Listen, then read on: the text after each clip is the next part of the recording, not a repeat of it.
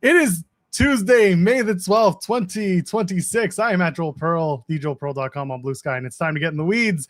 Yes, a tumultuous Tuesday if you're living where I am because the construction noises are back, but you know what? It's a little less frustrating. I don't know how to say it, but it's a lot more fun because SB3 is here, and we don't get to do this very often, so I'm looking forward to a good day. How you doing, pal? You got your wish, Joel. You said this the other day to Jeremy that you want to see some days where it's me and you. We can switch up the perspective. We get the little something new every week. I agree. I agreed with that take. There's not much I could like add on to that. I made my suggestion of Fridays being the three man booth day, so I'm waiting on clearance for that. But I like the whole one day when you're on it, and then switch it up a bit to just not have Jeremy liking awful segments every single day on this show. We love Jeremy, and I'm sure he's gonna come in playing his Jordan food game on this show. But I appreciated that suggestion. I think that is a good one that you put there. But yes. We are back once again on a Tuesday, and we are here to talk some pro wrestling, unfortunately. Do we have to? But yes, we got Monday Night Raw to discuss. The Monday Night Raw following Backlash with Jacob Fatu making the entire bloodline acknowledge him by beating the hell out of all of them and beating the acknowledgement out of them. We're going to talk some ASUKA potentially saying goodbye for a while or forever, who knows, on last night's Monday Night Raw. Io Sky and Sol Ruka having a matchup, I guess, to determine number one contender. They didn't really say that, but I'm gonna guess it's that. Yeah, there's a bunch of stuff to discuss from Monday Night Raw and from the weekend because y'all talked about stuff, but y'all talked about awful segments way too much. So yes, and I know there is some Nimrods out there, so happy that you're here. Happy that 99.9% of you is in the chat. We just give the people what they want, that's all, and the people wanted Gingy Talk. I am an impartial host. I will hear you out, and I will always give you the opportunity. You, the host, the guest, whoever, the chat. I will give them any opportunity to come and state their grievances. I gave my points of view about the gingerbread segment, and I thought they were pretty fair and balanced. I think Jeremy has his. I know you are going to give your opinions on the matter, and they will be quite... I already did that. I was on the Fightful post show, and I made the analogy there that I will already hear that replacing Kate on that specific episode of SmackDown was like one of your co-workers, and you're working at a bank, and they ask you to fill in for them, and then that's the day that the bank gets robbed, it gets set on fire, and they put you out with not water from the fire department, but piss. That's what it felt like, because I felt dumber watching the ending of Friday Night SmackDown last Friday. But you got to give it to them. They actually they made it the main event, so at least they made it matter in the WWE landscape. Roman wasn't coming to work, so they took the next best thing.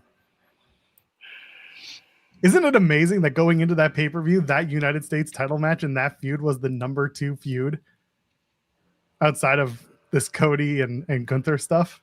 Think about that for a moment, folks.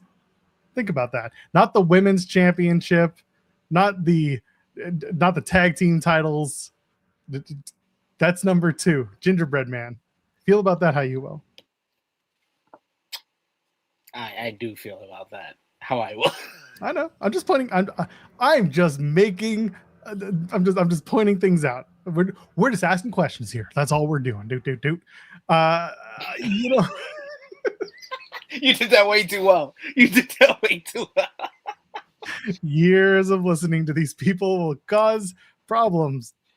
Either way, there was there was a lot of feelings towards the Gingerbread Man stuff, and like I said, like you said, you can go back to Friday and you can listen to SB3's very candid and honest remarks on the SmackDown post show with Kate. I know that he's given his opinions about it on this show as well, leading up to this past Friday. But Jeremy and I talked about it yesterday, and it was silly. It was stupid. There's 2 ways of seeing it, and some people liked it and some people absolutely hated it. Maybe it was because a title was involved that you didn't like it more. Maybe because it was Sammy involved that you didn't like it more, even though Sammy was also involved in Jackass stuff once upon a time. So kind of get it. Maybe you just thought that, this is a step down. Fair. This is a step down. This is like working a Hollywood movie and then working a Nickelodeon TV show. Maybe you really think that Trick Williams should be doing much more than this, but there was a time when Trick was TNA World Champion, and we know how that went. I still think it's much better in some cases than that. Doing Jackass stuff, and then going from that to the gingerbread man stuff is like working a Martin Scorsese movie and then working with Tyler Perry. First of all, Dwayne Johnson says, "How dare you?" Second of all, Dwayne Johnson never worked with Tyler Perry. No, but he's one step away from it. No, he's not. He will leave Hollywood before he works a Tyler Perry movie, I think. Would it be funny to watch Dwayne do a Tyler Perry movie? Come on. Dwayne doesn't know the difference between a name and a cool black name. That's right. If you watch the roast of Kevin Hart. Nobody watched that whole thing. They just saw the I did. I'm not gonna lie to y'all. I didn't watch the full thing. I skipped through a lot of parts, including Tony Hinchcliffe, because I was like, yeah, I've seen enough racism with Shane Gillis hosting this damn thing, so I didn't want to watch the whole thing. And I didn't. I think I still need to watch the finale with Kevin Hart talking, but I did watch the Cat Williams part. That was the most important part. That was the only funny person on the show. Yeah, I did not see any of it. I saw clips going around, and everyone was just like, "This isn't funny." And I was like, you know what? For once in my life, I'm going to listen to the internet, and I'm going to take their word for it, because roasts just aren't for me. Maybe they are for other people, but I just don't. I don't care. Hey, let's get a bunch of rich people to make fun of a bunch of rich people, and at the end of the day, they get more rich because we're airing our rich grievances on the rich network. Yeah, that's fine. Go. We should be eating those rich, not making fun of them. Make fun of them while you eat them. Literally, fork and knife. Let's go. I watched Comic View growing up, so I can deal with a roast. If you've seen one DL Hughley stand-up routine, you've seen a bunch of roast where he roasts people in the audience. So I can deal with the rich people getting roast. I did see some of Pete Davidson's stand-up, which I don't like because he giggles after every joke, which kind of is not the point. I saw some of Dwayne where he made references to Kevin Hart sucking on his nipple. He definitely did that. I seen Venus and Serena Williams coming out to give Kevin Hart a ring. And I seen, who else did I see? Cheryl Underwood talking about how Shane Gillis said the word wigga, and if he said anything else that rhymed with that word, he would not be allowed out of Inglewood, basically threatening this white man. I saw people making various references to Tony Hinchcliffe being a member of the Klan, and I seen. Huh? Oh, that's not asserting. Don't worry. Oh, no, I didn't say asserting. I said making references to Tony Hinchcliffe being a part of reference. Yes. References. Yes. References. This is not allegations. I'm not calling it allegations. Oh, no. We stand on this. If you heard Tony Hinchcliffe talk even a sentence, you would say, yeah, he's a bigot. If he's not on the starting lineup for the Klan, he is definitely a part of the bench squad. He is the JV squad for the Klan. So yeah, I seen all this. I seen it was I wouldn't call the roast funny. It was not funny to me. Cat Williams was funny. Cat Williams was hilarious because he actually genuinely has not liked Kevin Hart for years. So he was funny. Everybody else, it was just they were trying too hard to be funny. So apparently, Dwayne Johnson did appear in a Tyler Perry movie. In the 2010 comedy drama, Why Did I Get Married To? He has an uncredited cameo at the very end. He plays the character of Daniel Franklin, and he tells Patricia that her books have helped him in grieving his divorce and invites her to have coffee. So he almost You said 2010. 2010. This is when he's Nah, we're talking about pre Fast Five. We gotta talk. It's two different people. He said.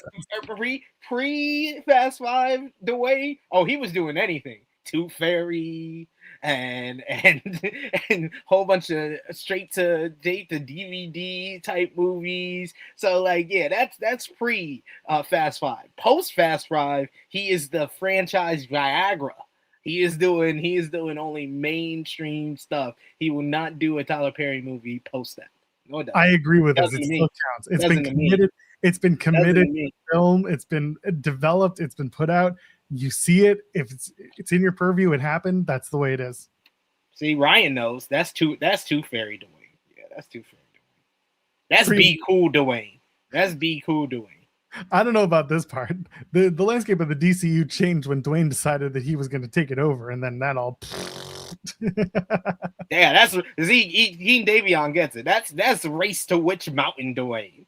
Like, come on, we got Fast and Furious Dwayne and Race to Witch Mountain Dwayne. There's two different actors. Two different actors, he said. It's two different people. We're gonna start a conspiracy theory. Just like there were two Warriors, there were two Dwayne Johnsons.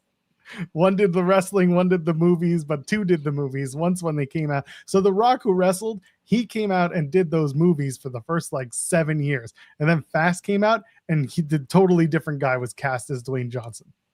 Yeah. He died in a car crash in the middle of England, and they had to remake the band. There we go. Paul's not dead. Yes. You got my thoughts on Ric Flair versus Luca. We did that show a few days ago. People who were asking, sorry, Jeremy isn't here because he's actually sick. So he's running from the grunt. No, he's not. I can't do his stupid bit. No, he's ill. We hope he's doing well. Many have decided that it is in fact because of the Malort that Ryan sent that he drank last night or yesterday morning, I should say, because it was not nighttime.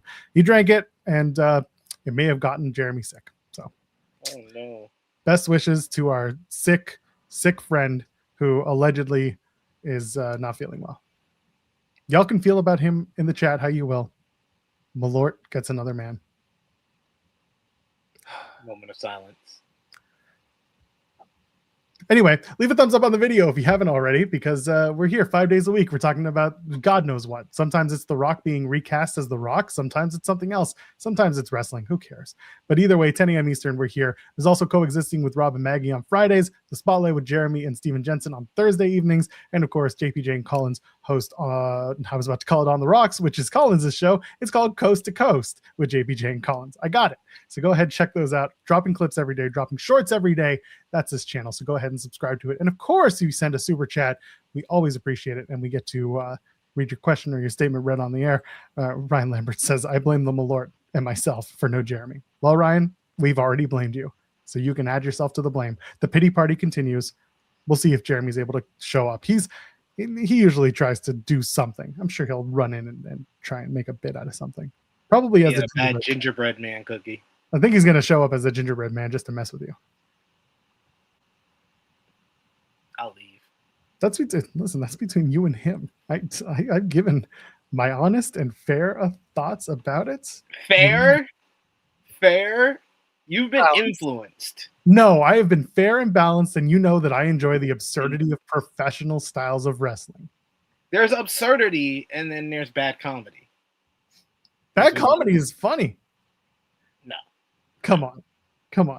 When people are trying too hard, that's not funny. That's why I didn't laugh at most of the roast of Kevin Hart, because it was too much bad comedy and attempts to try to be funny.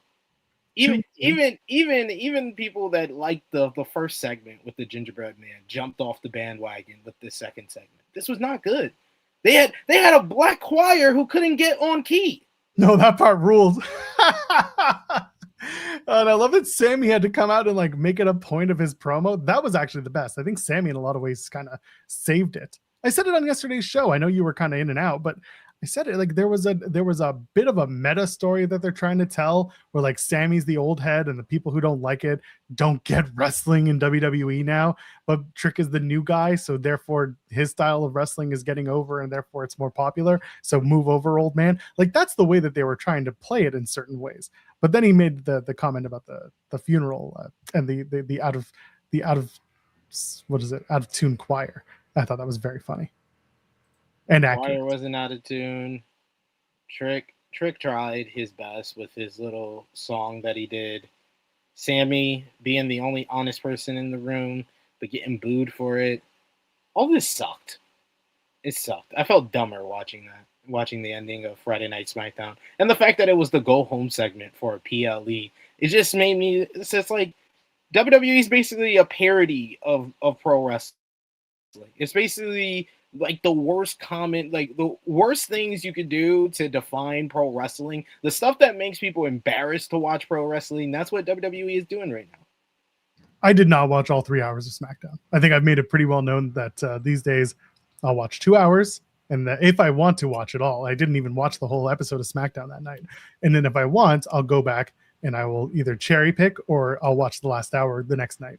But no, last night, Friday's episode, also go home shows tend to really suck anyway with WWE, so I just kind of leave it alone. But no, that was not a good episode of SmackDown regardless. It's the stuff with Danhausen was funny. I still like Danhausen because he's campy and silly and stupid. And I like Danhausen. That's funny. That's funny comedy. Him being the very nice, very evil version of Steve Urkel with a transformation chamber.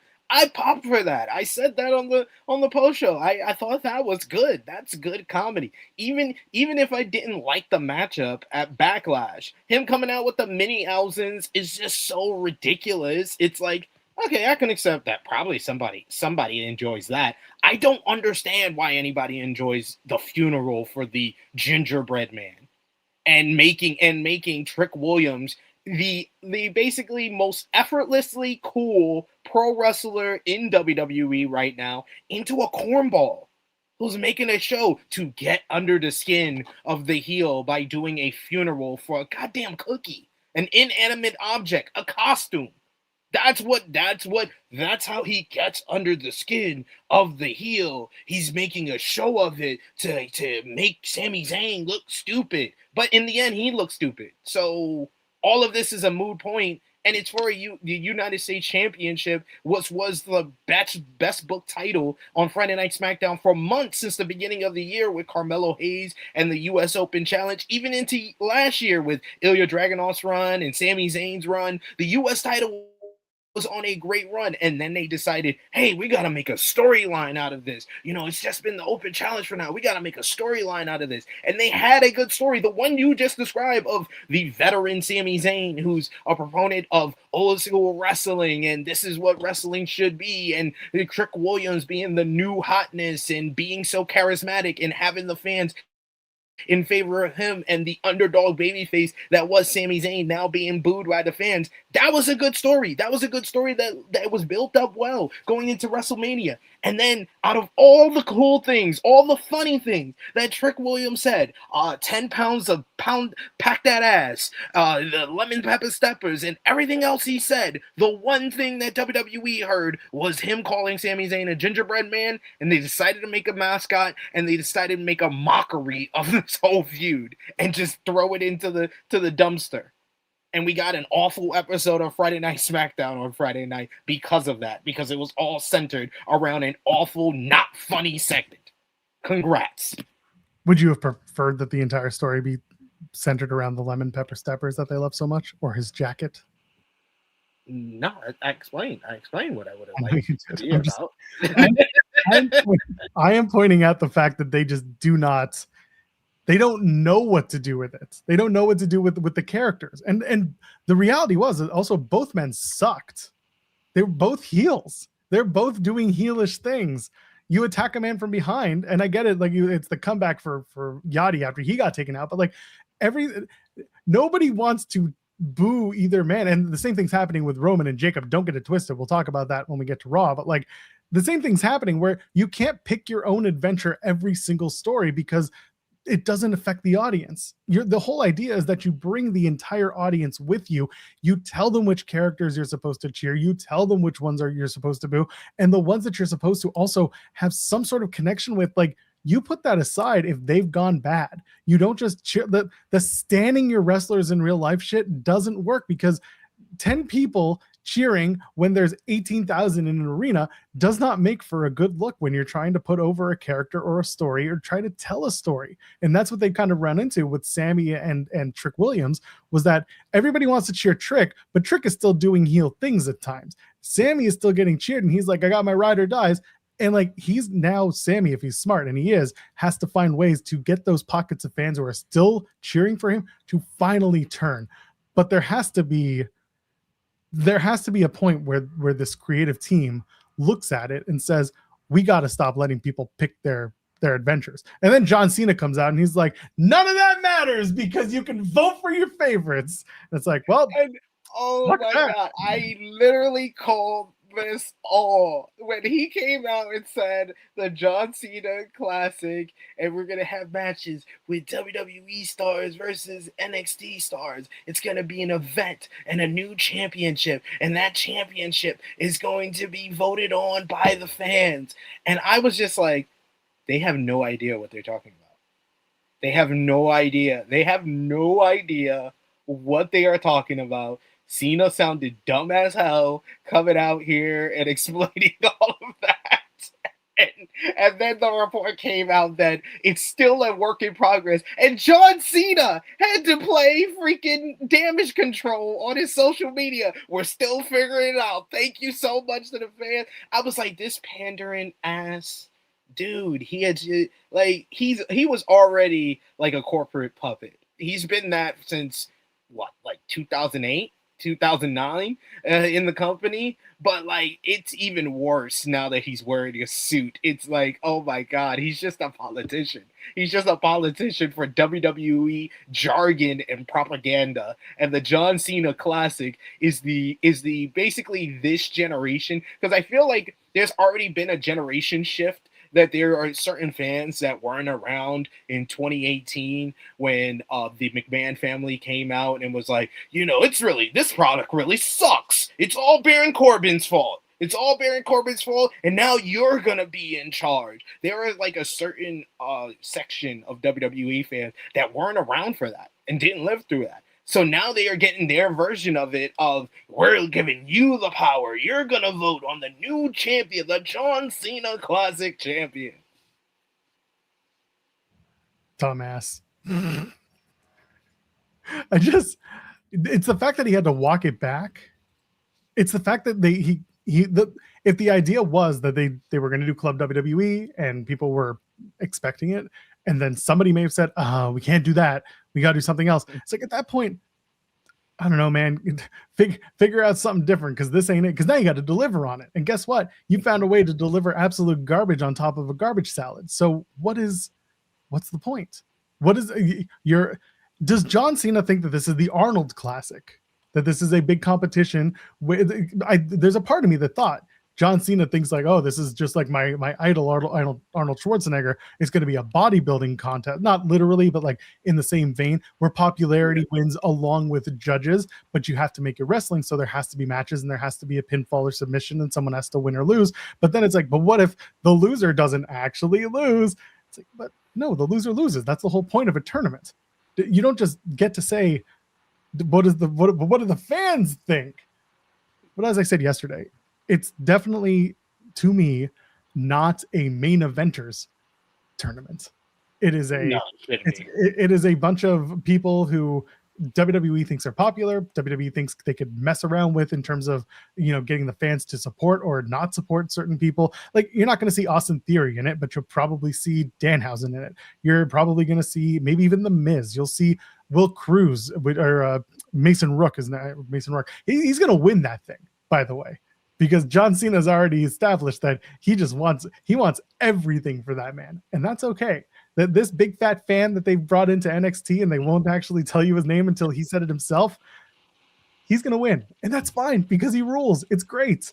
Once they establish that he's more than just big fat fan who has a name now that he says into the camera, and they've never actually acknowledged it since, Maybe tonight they will, because it'll be the first time. Then we might see it. But yeah, someone in our comments yesterday was like, because Jeremy made the joke, like, what if we get to Monday Night Raw and it's Joe Hendry versus Obafemi. Obafemi is the John Cena Classic champion, and Obafemi squashes Joe Hendry in 2 seconds. But then Joe Hendry sings a song, and the crowd votes for Joe Hendry to win, and therefore Obafemi, who just squashed Joe Hendry, has to give Joe Hendry the John Cena Classic title. And like, this is a very obvious joke, and someone in our comments was just like, it's a once-a-year tournament, guys. It's not going to be defended on Raw. It's like, yes, that's the joke. The joke is that it's a joke of a tournament to begin with. No, like I used to answer this on True Heat. I think that the only way this really works for me personally, since I'm an agent of chaos, is if a loser does win the tournament. You need the loser to win the tournament. If it's just the person who's gonna win their matches and look dominant, I think that's kind of lame. It should be a loser of a matchup that wins this tournament. Oh my God, I love this from King of the North. The belt should look like the old Fiend belt, but it's John Cena's face. And it's John Cena's face when he won Money in the Bank. The big shocked face. It's just gonna be a John Cena meme belt. That's all it should be, because this whole tournament feels like a giant meme waiting to happen. And it's funny because like WWE doesn't care about, again, I made the illusion last night. I said Carmella said it on Talking Smack during the pandemic. She sat there and she said the quiet part loud. She said wins and losses don't matter in WWE. And it was the funniest and most apropos thing she's ever said. And now they're literally giving it to you. They're giving it to you that they don't care about the wins and losses. They care about the moments. You've called them the moment merchants for years. And this is the moment tournament. It is the John Cena's latest moment tournament. And everyone's like, it's got to be a spinner belt. No, screw the fans. Don't give in to the spinner belt idea. It should be a melted face John Cena Fiend belt with a bunch of memes around it of his best memeable moments. It should be his face when he turned heel. It should be just a whole bunch of different John Cena faces. And yeah, it could spin. Who cares? Who cares? It doesn't matter. They basically are telling you with this whole tournament idea that nothing matters.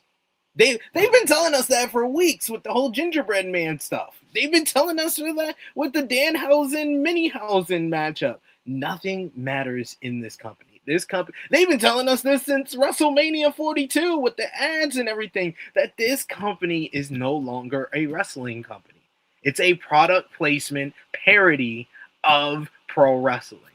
And I am so glad that WWE has accepted who they really are. Now I think I can enjoy it a little bit more, except the Gingerbread Man stuff. I can't enjoy that. But they threw away the costume, but Danhausen took it out the garbage. But hey, besides Gingerbread Man stuff, I can enjoy WWE for what they are, a product placement parody of pro wrestling. I'm glad they accepted their fate. I'm going to ask you a silly question. Is your mic the input on the StreamYard right now? Is it? Let me check. No, it's not, actually. Oh, hell yeah. My ears are actually still working. Hell yeah. I thought for a minute it was your headphones. No. Was it your headphones or was it the computer mic? It was the laptop mic. Look at us, we're back. I mean, you sounded fine. Everything gets cleared up anyway. But like in between the sound of construction, I'm like, people don't want to hear, the room tone of SP3's closet versus the closet tones of my construction filled ass room. So there you go. There we go. Thank you for that, because I wouldn't have known otherwise. I just see the mic volume on my screen. I got you. I got my boards right here, and I can usually keep an eye out on what I'm doing. Hold on, let's get the super chat, and then the guest can do his thing. Volb says it's not a spinner belt, it's a spinner sphere. Think 3-dimensional, voting only for losers and jobbers. All right. I'm all for this. We need a loser to win this damn tournament or night or event or championship. Whatever it is that WWE hasn't figured out yet, that's what we need. I'm all aboard. All for it. Jeremy Lambert's here. All aboard. I'm all aboard. All aboard. Not the hantavirus. Aboard. Jeremy, do your thing. Join in. Hello. Speaking of losers, That was like me, I'm here. Hello. I woke up with no voice this morning. It's gotten better. Literally no voice this morning, though. I could not speak at all. Yeah, I do not run from the grind. I'm making my scheduled, obligated appearance. I just have one question for you, SP3. I know we've not talked much over the past few days, over the past really week. There's been a lot going on. I think I have strep throat, not a flu. I don't actually think I have strep throat. My throat's very sore. We've not talked much. There's been a lot going on between us, with outside ventures, that between us here, two sides clashing. But I have a very important question for you, SP3. Why do you hate me? What did I do to you? I'm just trying to live my life, go to all the WWE events. I witnessed some great moments, like Hogan slamming Andre, like The Rock and Hogan, like The Rock and Austin, the rise of the Attitude Era, the rise of John Cena. And I'm still here today supporting, and all I get is just hatred from you. I'm just a cookie. I'm just a gingerbread man. Why do you hate me?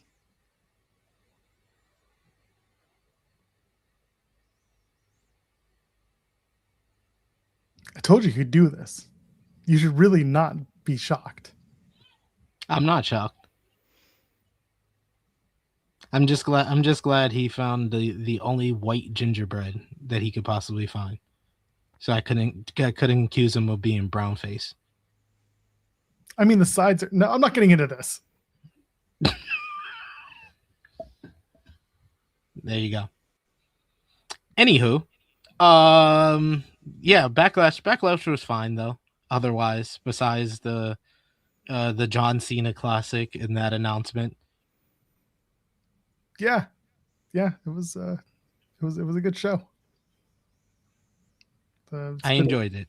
Yeah, I enjoyed the main event especially. I thought the main event was the match of the night, Roman and Jacob Fatu, which got a good follow-up on last night's Monday Night Raw, which was the only thing really worth a damn on freaking Monday Night Raw last night. Monday Night Raw was kind of boring. Oh, dude, pointless.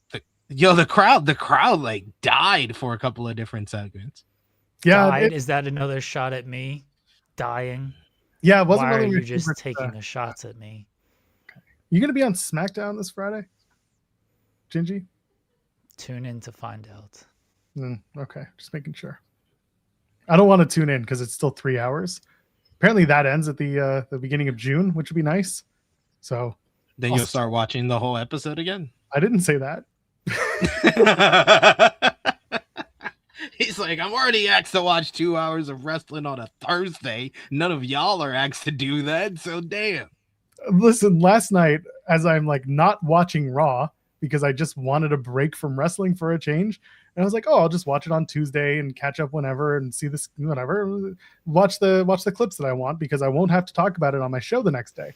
And then Jeremy was just like, hey, I'm not feeling great. Pulled the curtain back, and I was like, oh, should probably catch up on Raw then. So I watched the main event segment, and then I woke up. I was up at 6 o'clock this morning, and while I was doing my stretching and therapy, I was like my physiotherapy, I was just watching the rest of Raw and hoping that the rest of my body would last longer than my brain not wanting to watch Raw. Yeah, it was a struggle for me to stay up for that show because I can't really like watch it and take any type of like notes for the two shows that I do today if I don't watch it live because I work in the morning before I'm on this show. So yeah, it was difficult for me to stay up because I was like, oh my god, this is a bore. And they did a good job of building up that main event for the AAA Mega Campeon, but then the crowd didn't care. They didn't care to book it. Because Triple A doesn't it doesn't matter in WWE. Because we see that every week with the Americano. Why do they keep doing this to the Americano? The El Grande Americano feud would be the best feud in all of wrestling if they didn't put it on Monday Night Raw every week. It was not good. And my favorite part is at the very beginning, they got the Bianca, they got the Bianca heat, right? You know, the Street Profits aren't going to come out, or they got to do this now because Bianca's having the baby, so there's no money to be had. And I'm like, what? What? She doesn't get paid through her pregnancy? Is that what we're trying to tell me? There's no. Yo, I didn't even get that. Too. That's probably what they were saying. The balloons aren't coming, Gingy. I'm sorry, but regardless, I'm sitting. Oh, now they are. But either way, I'm sitting there and I'm just like, what are we doing here? Also, like the crowd pops for Bianca, and then it's like, well, you're not going to get her. So at that point, I wonder if they were just like, oh, well, we can't believe anything else that's happening tonight. And everything else was not good. It just wasn't it was a long episode for the sake of being long. It wasn't good. Plain and simple. Yeah.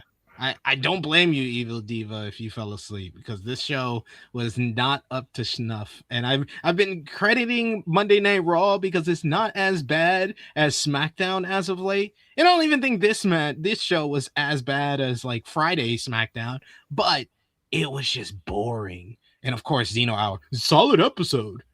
Everybody else in the chat is like, it was boring. The crowd was bored. It wasn't a good show. And then Zeno, solid episode. He's just trolling you at this point.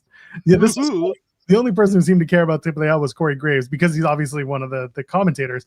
And then, okay, when was the Mega Campeon match announced? Was it during the show? It was in the first hour. And it wasn't, so it was a backstage segment. Okay, so it was as the show was going on, right?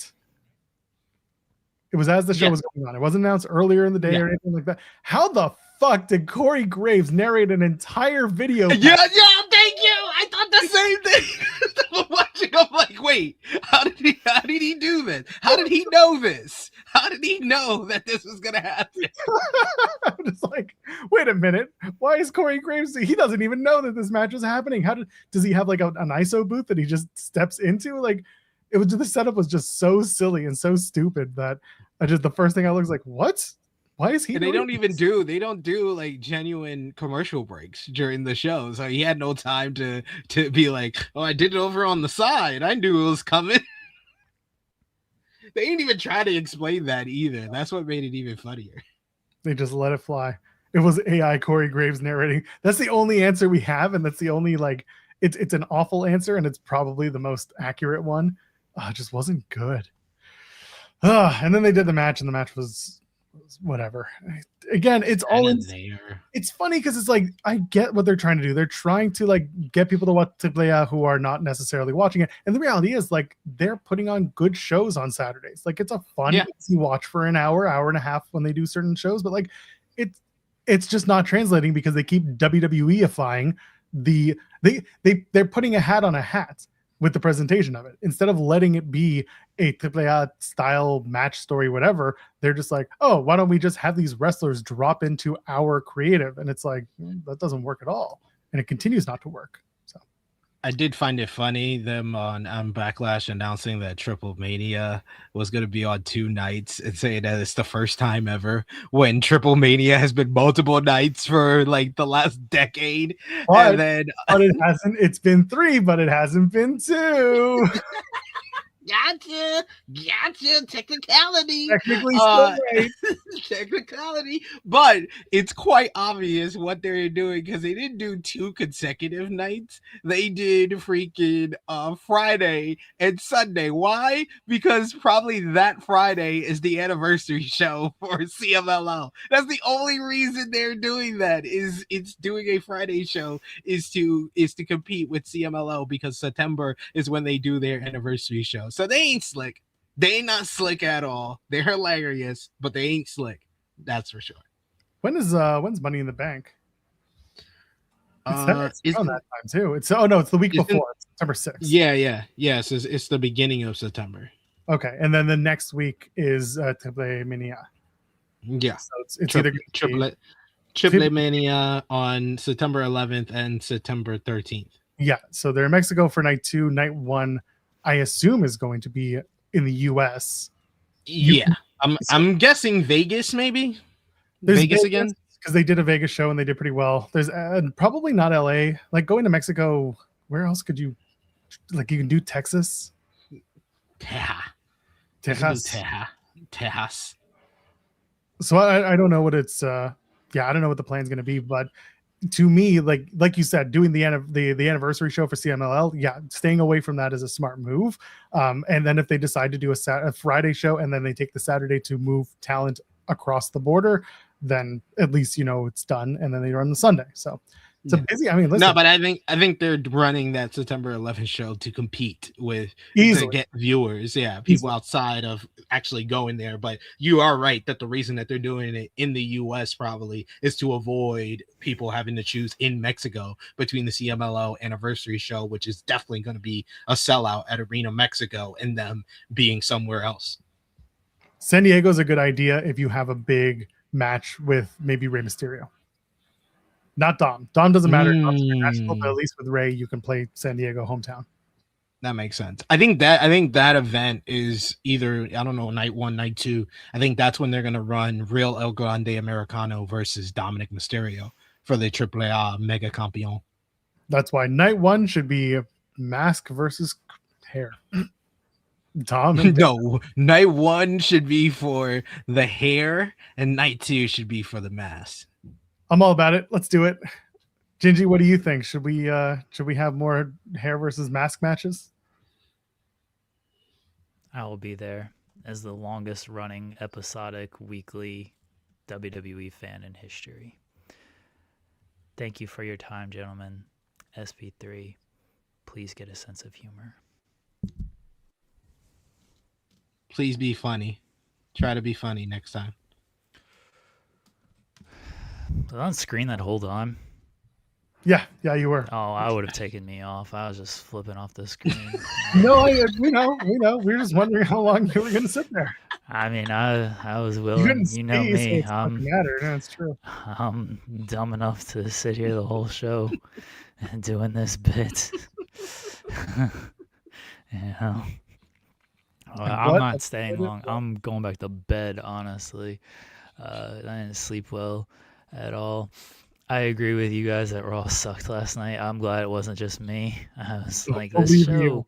Universe. I was like, in fairness to me, like I was watching the Avs game from 8 to 10:30, so I was watching the Avs game basically the entire episode of Raw. I was like, this show seems boring. Like, there's no reason for me to even pay attention to Raw with what's going on. I'd much rather watch the hockey game. And then, I thought maybe they would like switch the Mega Championship to do title and mask against mask and just completely crown Kaiser Grande at the event, but not super surprised. It's very stupid what they're trying to do with WWE AAA. And it's like, hey, these guys are baby faces here, but they're heels here, and no one could possibly care about this stuff. Cares. The WWE audience does not care. They do not care at all. It's very bad. All right. That stuff sucked. That sucked. Yeah, that took you out. I blame that for why my throat is killing me today. That was terrible. I could feel it yesterday still after like brushing my teeth and stuff. All right. You know what? Ryan felt bad about it, but also Ryan, the hockey gods took him out because that PWHL game that he was going to go to got canceled. Yeah, that was lame. It was. They've never seen that before. A bunch of members of the Montreal squad got sick, and they just said, "Let's do it tomorrow instead." When everyone will feel magically better on 24 hours notice. See what that looks like. Yeah, that was unfortunate. I hope Ryan's doing well. Thank you again for the chocolates and the alcohol. Right, not so much the alcohol, although it was a good bit yesterday. The chocolates were very good. I've already gone through those. That wasn't good either. They got yeah, that was really bad. They gotta not give any of You these have a people problem. microphones. What's wrong with the Judgment's Day? She tried to say Judgment stayed, but it didn't come out right. I like Bree and Paige. It feels like they have never cut a promo in their life. It feels like they are from another era, because they are from another era. Anyway, even when Saraya went over to AEW, like, she was cutting okay promos, but they weren't. Yeah, they were never very good. So now we're just back to it. Yeah, that was a little rough. All right, thank you guys. Thank you, Joel, for doing this show. As I was feeling terrible last night. I woke up with literally no voice, but I've just been eating ice cream all morning, and so my voice has returned for now.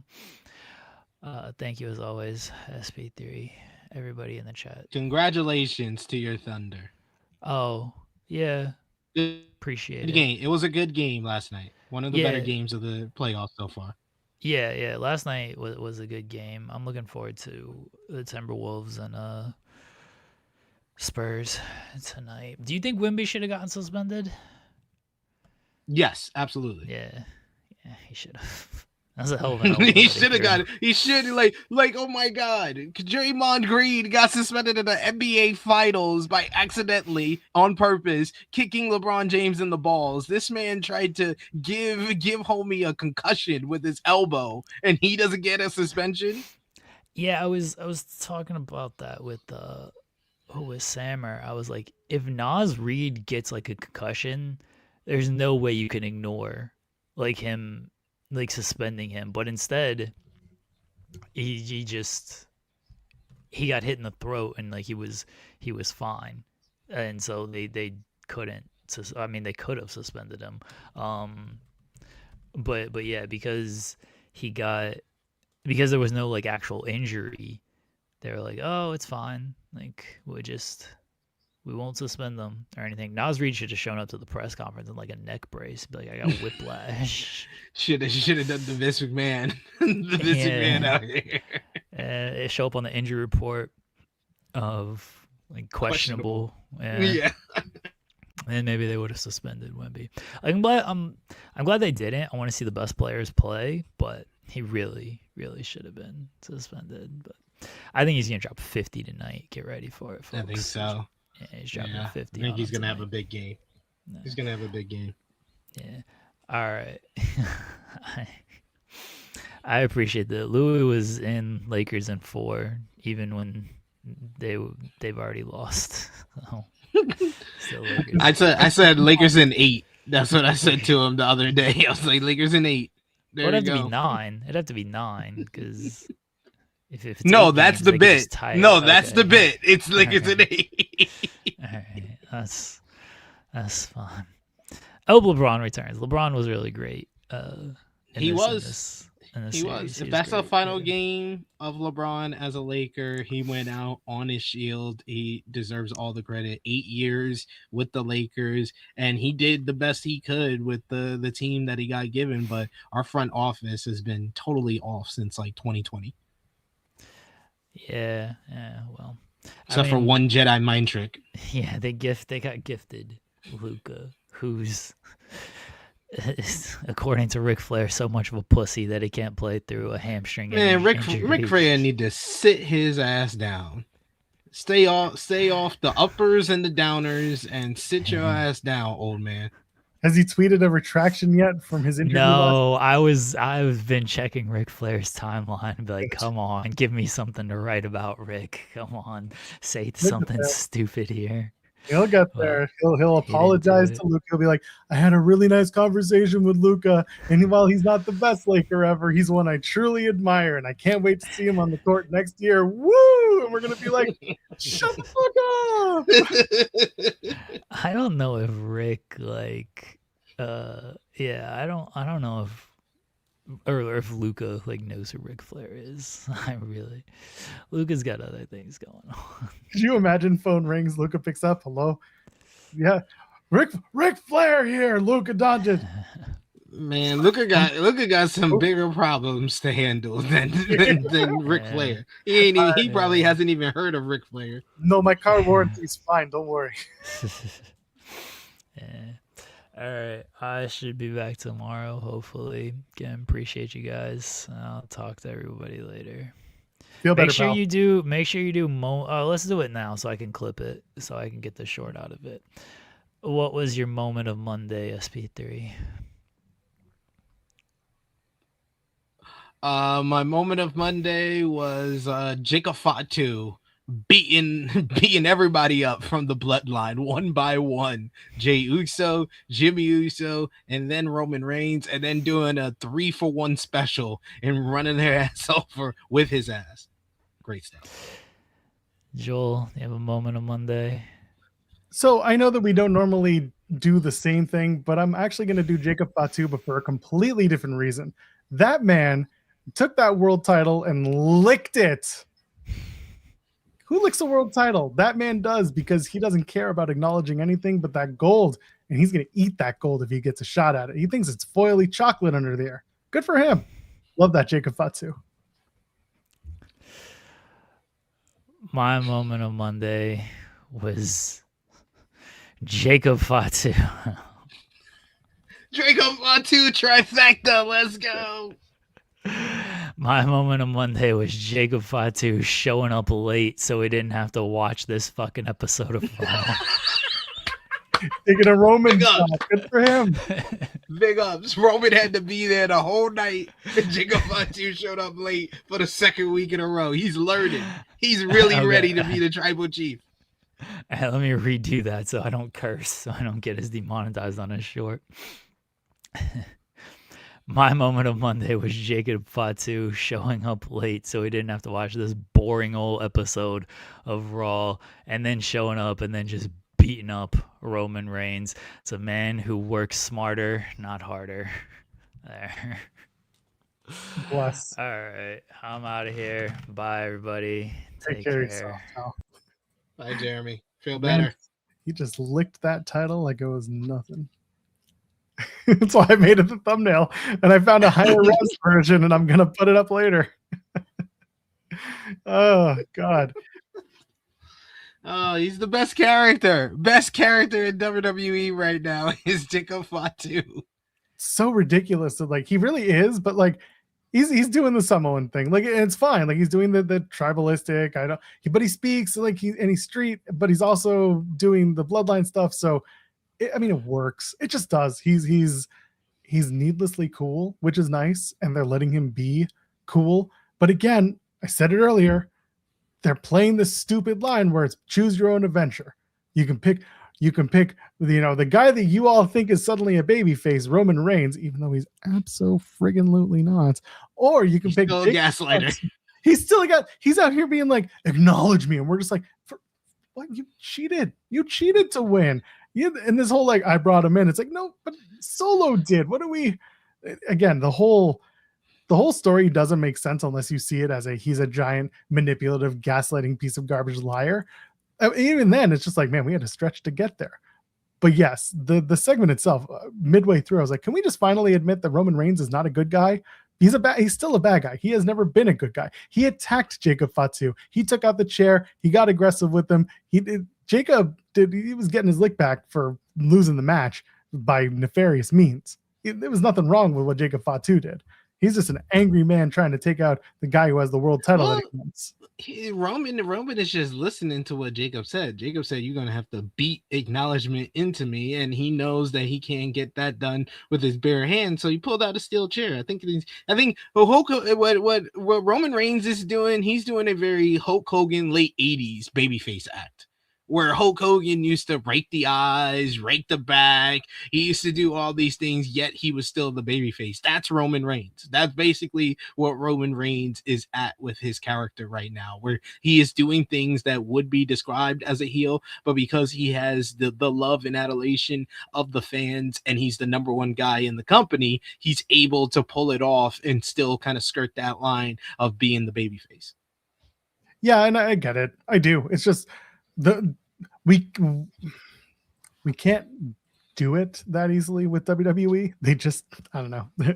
Too many people are ready to just say Roman Reigns is a good guy, and it's like, hey, he's not a good guy. He's never been a good guy. Him going away and coming back does not make him a good guy. It just makes him a guy who went away and came back. Anyway, hey, he went away. He made us miss him, and we've accepted him as the good guy. he came back as a heel. He went on McAfee and was like, "Creative sucks. I'm gonna fix it." And that's a heel tactic. He went after. Hey, he did fix it. He won the Royal Rumble. He won the World Heavyweight Championship, and now every single episode of Monday Night Raw has more star power because of Roman Reigns' presence. Meanwhile, the guy that was screaming from the mountaintop, "I'm always here. I'm full time. He's part time. Rah rah rah. I'm always here. I'm here on every episode. This is my show." He hasn't been on the show ever since. But there's a good reason for that. You see, when Roman came back, he said, "You're old." And then the whole story of CM Punk being old finally came back to hit him, and it haunts him because he lost that title because he's old and he couldn't. But then he came out on the Raw after WrestleMania and he says, I always stay ready. I always stay ready. I'm not going anywhere because you never know when a title opportunity will fall from the sky. But he ain't been ready to be on Monday Night Raw for the past 5 weeks. Because he's old. He goes to bed early. I get it. I absolutely understand. He goes to bed 9 o'clock. He's like, "Oh, it's been a long day." He got his moon over my hammy and the Denny's special senior slam. He got it in him and then he went to bed. I would do the same thing. CM Punk absolutely understands that it is not a sprint. It is a marathon. Okay. And he is marathoning his ass to SummerSlam, taking his time, enjoying his Denny's, and getting good night's rest. Have you seen the bags under his eyes? He looked old. I have. Yes. I have. He did look old. He did need a rest. He's going to come. I'm just saying. You shouldn't have been rah-rahing. That shouldn't have been part of the whole story that you were trying to tell if you were going to plan on taking a vacation afterwards.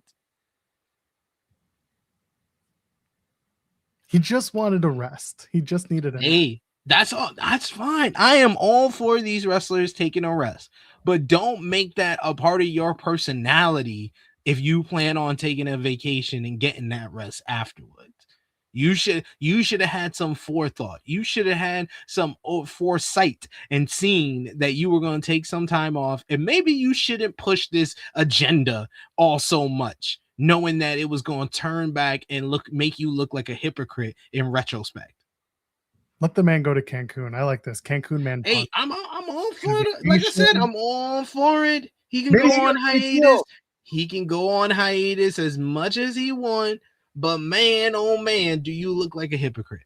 Maybe after he came out, was like, "I'm ready anytime, champ." Maybe after that, he got a message from someone being like, "Hey, I got a timeshare available. You want to come and check it out?" And he went to the timeshare thing. The pitch is still going because he got a great deal on getting an opportunity at a timeshare. So now he's just hanging out at this timeshare, getting free food and drink, maybe hanging out with his wife, taking a load off, and soon he's going to come back. But every time he looks at his watch, he's like, "Oh shit, I got to get back for Raw." And they're just like, no, you don't. You will give up the timeshare if you leave. It's like putting your hand on the car, and the person who lets it go last, they win the car. And that's what it is. He stays longest, he gets a timeshare. And my response to that is, shouldn't been talking shit. But what if he gets the timeshare? Shouldn't been talking shit. He couldn't give it up. It was too big of an opportunity. Shouldn't have been talking shit. You're trying to tell me now you look silly. Now you look silly. Maybe he just needs that break. And he's gonna come back refreshed, looking like a whole new Punk. And we're all gonna look silly because he looked better than us. I don't know about all that, man. I don't know about all of that. But yes, Roman and Jacob Fatu and the Usos, that was the best segment on the show. The crowd was definitely into that.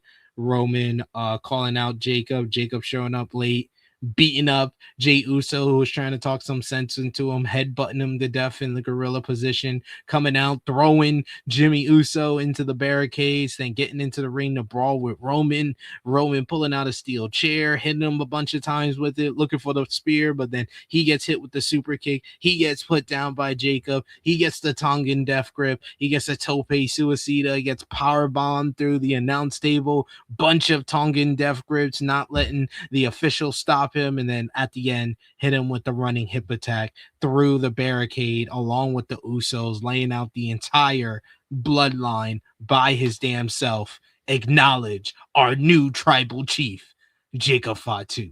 They're Fatu. all gas, no brakes with it. Yeah, I mean, yeah. Anyway, they will probably do a tribal combat match. Are they going to do this at? Are they going to do this in Saudi, or are they going to do this in Italy? I think that's the Italy matchup. After that angle last night, you would think that that's the big matchup for Clash in Italy. And I literally predicted what they were gonna do. I was like, we're probably gonna get an angle to set up the main event of Clash in Italy. Then Friday we'll get the announcement of Cody versus Gunther for Clash in Italy. So your two big matches is the Jacob Fatu Roman Reigns rematch and Cody versus Gunther for Clash in Italy. But they're gonna probably announce like 2 to 3 matches for Saturday night's main event on this show, and they did that with the opening segment, and then later in the show with the Intercontinental title stuff. But the opening segment saw the Vision come out running their mouth, but they're done with Seth Rollins. Spoiler alert, they are not. They also called out the Street Profits for winning their World Tag Team titles, saying that because Bianca Belair ain't paying the bills for them anymore, that's why they need these titles. Which even Paul Heyman was like, "That's harsh. That's harsh." Street Profits came out. Montez didn't have a really good response to that. Just he's gonna beat their asses in Knoxville. And Joe Hendry came out to sing Joe Pearl's favorite song. Paul, could you fire Logan? Paul, can we fire Logan? Paul. Why is Joe Hendry in this? Why? He's not going after Braun Breaker. He doesn't have a tag team partner, so he can't go after the tag titles. Nobody has a singles title in the division. Why is Joe Hendry even close to this? Why? Because he's feuding with Logan Paul. It's building up to the huge Joe Hendry Logan Paul matchup, probably at SummerSlam. If they do this at SummerSlam, I can't say I'm going to quit. Can't say I'm going to quit because we've seen what happens there. It's just not worth the SummerSlam. Do it on a Saturday night's main event. They're doing the Vision versus the Street Profits after the Profits pinned the Vision. Do it at the June in the 6-man tag. Do the one in Madison Square Garden. But I'm sure that instead that's July. Is that July? Yeah, you're right, July 18th. But whatever, man. The point is, like, do it not at SummerSlam. That's dumb. But all they need to do is like that July one is probably going to be a Joe Hendry concert at Madison Square Garden. Because Joe's probably like, there's a time for concerts, and I want to do one at Madison Square Garden. And everyone's like, go ahead, you do it, Joe Hendry. So, yeah. He's like, all the great musicians have done Madison Square Garden, and I'm now just like Billy Joel. And I'll be like, no, you're not. Stay the fuck away from Billy Joel's name. Yeah, I'm really confused on what the main event of this Saturday night's main event show is going to be, because if you're doing the 2 title matches at Clash in Italy, which is 1 week later, what match are you putting on to be the actual main event of Saturday night's main event? You know exactly what it is. Seth Rollins and Braun Breaker? Nope. What? He was just here wearing a giant. Oh God, not Sammy and Sammy Trick again. 3. It's Sammy Trick 3. Or they're gonna do Sammy and a partner versus Lil Yachty and Trick. This was actually a match that Jeremy and I talked about that they could have gotten into. Was they've got a new Jackass movie coming out. So I would be fine with doing Sammy and Johnny Knoxville teaming up to go up against Trick and Lil Yachty. And just do that. If you're going to do celebrity integration, you got a Jackass movie coming. It would be fun. And as long as it's just like the one-off, that'd be fine. I would be okay with Johnny Knoxville coming back for that. I would do Jacob and Royce Keys versus the Usos. Yeah, you could do that for sure. I don't know who's going to the main event could easily be a women's title match. They could do JC and Rhea as the main event. I don't think they're going to do it that soon. I think they do Jade versus Rhea at Saturday night's main event. Yeah, the star power is there, but the match is just, I don't need to see it again. It was fine at Mania. It was good. It was good at Mania. Yeah, they're going to run back basically the same thing. So why would I bother? It could be, I don't know, could be 3-on-3. It could be I don't know. I don't know what it is, but the main event, it's Saturday night's main event. It hasn't mattered since they brought it back. This was the same thing we talked about when they announced that it was coming back. every time they announce it's coming back, it's a big card, and then slowly and surely it's going to start dropping in importance. And this is just one of those. You think they really give a shit what's going on in Fort Wayne, Indiana on a Saturday night when nothing else is happening in the sports world? Come on. No, but they're giving it two title matches at least. Maybe they do Sol Ruka and Becky Lynch, even though Sol just There's lost. no reason for it. What? Why are they booking Sol Ruka like this? Do they not like Sol Ruka? No, they want to make her this. They want to make her an underdog so that she finally gets that big shock. But she hasn't, like, everybody's been getting like a pretty decent push since getting called up. Like Joe Hendry's featured with the Vision, which was the upper mid card faction on Monday Night Raw. Ethan Page is the number one contender for the Intercontinental Championship. Fatal Influence has become the top act, the most featured act on the SmackDown brand. They're still building up to Blake Monroe's debut. Ricky Saints only lost to the undisputed champion Cody Rhodes and then immediately won his first matchup against Matt Cardona. Sol Ruka debuted on the Raw after WrestleMania and lost to Liv Morgan, and she hit the Soul Snatcher, and Liv rolled out of the ring. Then she officially signed her contract, was interrupted by Becky Lynch, and then botched her finish. And then in the matchup last night with Io Sky, she wasn't even able to hit her finish, and Io just outsmarted her and got the 1-2-3. So make it part of the story. She has the yips about hitting her finish, and then eventually she does, and it's the big moment she finally wins. But up until then, she keeps losing. You can make her not a lovable loser, but a loser who is just who has performance anxiety. And you can eventually get her to the point where she wins a relatively big match. Should not be a title match. Should not be a match against Becky that's non-title. It should be against a quality opponent where she finally hits it, and then she's over the yips and she goes on a win streak. You can tell a long story. I don't think everyone needs, and I know you agree with this, not everyone needs like an immediate rocket to their back. Some people do it. Sol Ruka doesn't, to me, need to be one of those women, because your women's division has quite a few people who are quite capable at being pushed at any time. She can be fine. I would rather they tell a story with her that's just beyond surfer girl who looks cool and people thirst over. But every time that WWE has had someone called up and then they immediately kind of classify them as a loser, it's never worked out well. It's always stunted their growth, stunted their trajectory. But like, I would love to be. They're not making her out to be a loser. They keep saying that she's just coming up short. So she's putting on good matches. She's getting there, but she's not winning. Then her opponents are typically shaking her hand and giving her flowers. Like, you can lose up. A lovable loser. No, a lovable loser to me is R-Truth, because while he is a tag champion, like he's a winner. He's a winner. Now he's a winner. But the point is, when he was losing, who was on the, I guess Myers, when he was doing the loser streak, that was a lovable loser, right? When they did the Brian Myers, Kurt Hawkins is a giant loser 2019 thing. That 2019?